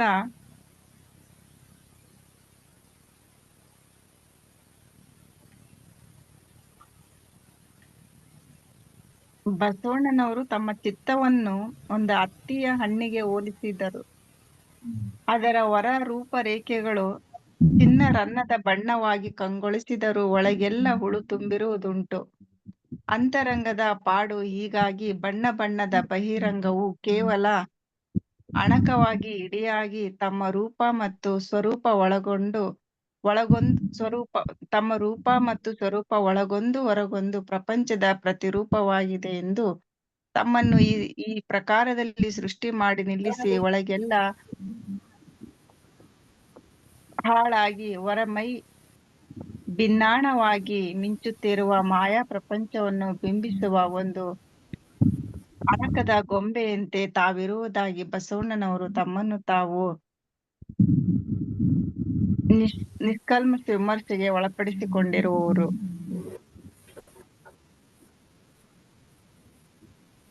ಥ್ಯಾಂಕ್ ಯು ಮಾಸ್ಟರ್. ಚೆನ್ನಾಗಿತ್ತು. ಸವಿತಾ ಮಾಸ್ಟರ್ ಮಾತಾಡಿ.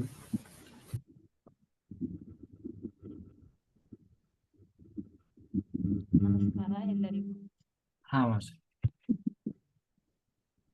ಕಾರುಣ್ಯ ಸರಸ ಸೌಂದರ್ಯ ರುಚಿಗಳೇ ಸೃಷ್ಟಿ, ಕಾರಣಮೆನಿಪುವುದು ತೋರ್ಪುದೊಂದು ಜನ. ಕಾರ್ಪಣ್ಯ ಕಟುಕತೆಗಳೆನಿಪುದೊನ್ನಿನ್ನೊಂದು ಜನ.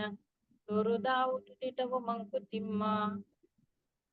ಮರುಕ, ವಿನೋದ, ಹಾಸ್ಯ ಮತ್ತು ಸೌಂದರ್ಯಗಳಿಗೆ ಈ ಸೃಷ್ಟಿಗೆ ಕಾರಣಗಳೆಂದು ಕೆಲವು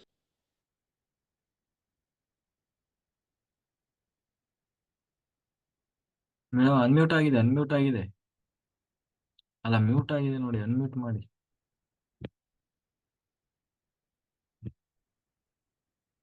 ಹ್ಮ್.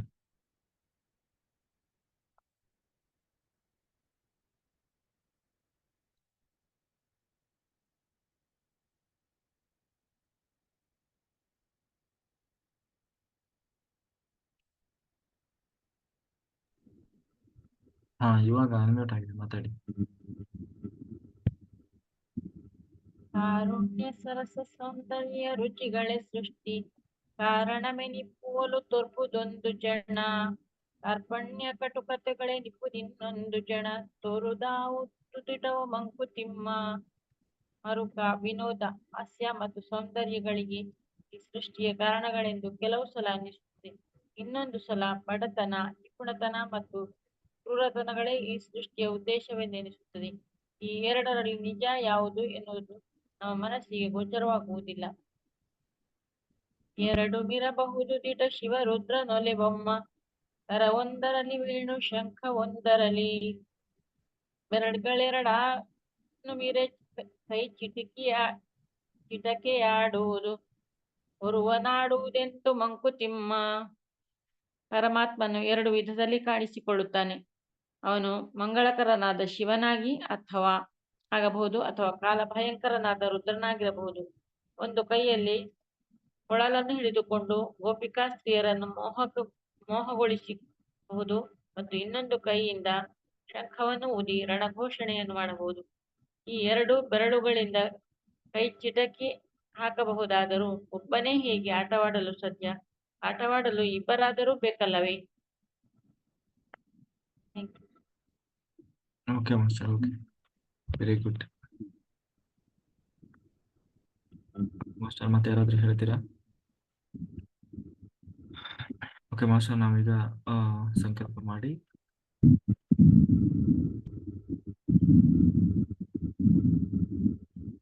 ಎಲ್ಲರೂ ವಾಟರ್ ಇಟ್ಕೊಳ್ಳಿ. ಲಕ್ಷ್ಮಿ ಮೇಡಮ್ ಮಾತಾಡ್ತೀರಾ?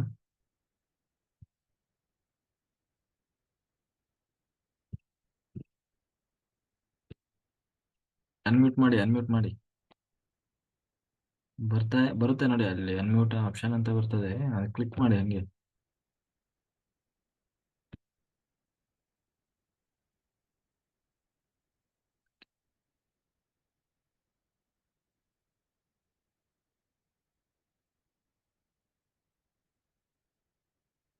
ಬರ್ತಾ ಇಲ್ಲ. Okay master.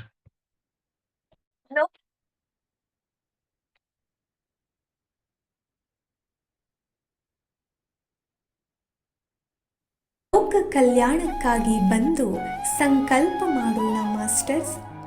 ಬ್ರಹ್ಮರ್ಷಿ ಪಿತಾಮಹ ಸುಭಾಷ್ ಪತ್ರಿಜಿಯವರ ಮತ್ತು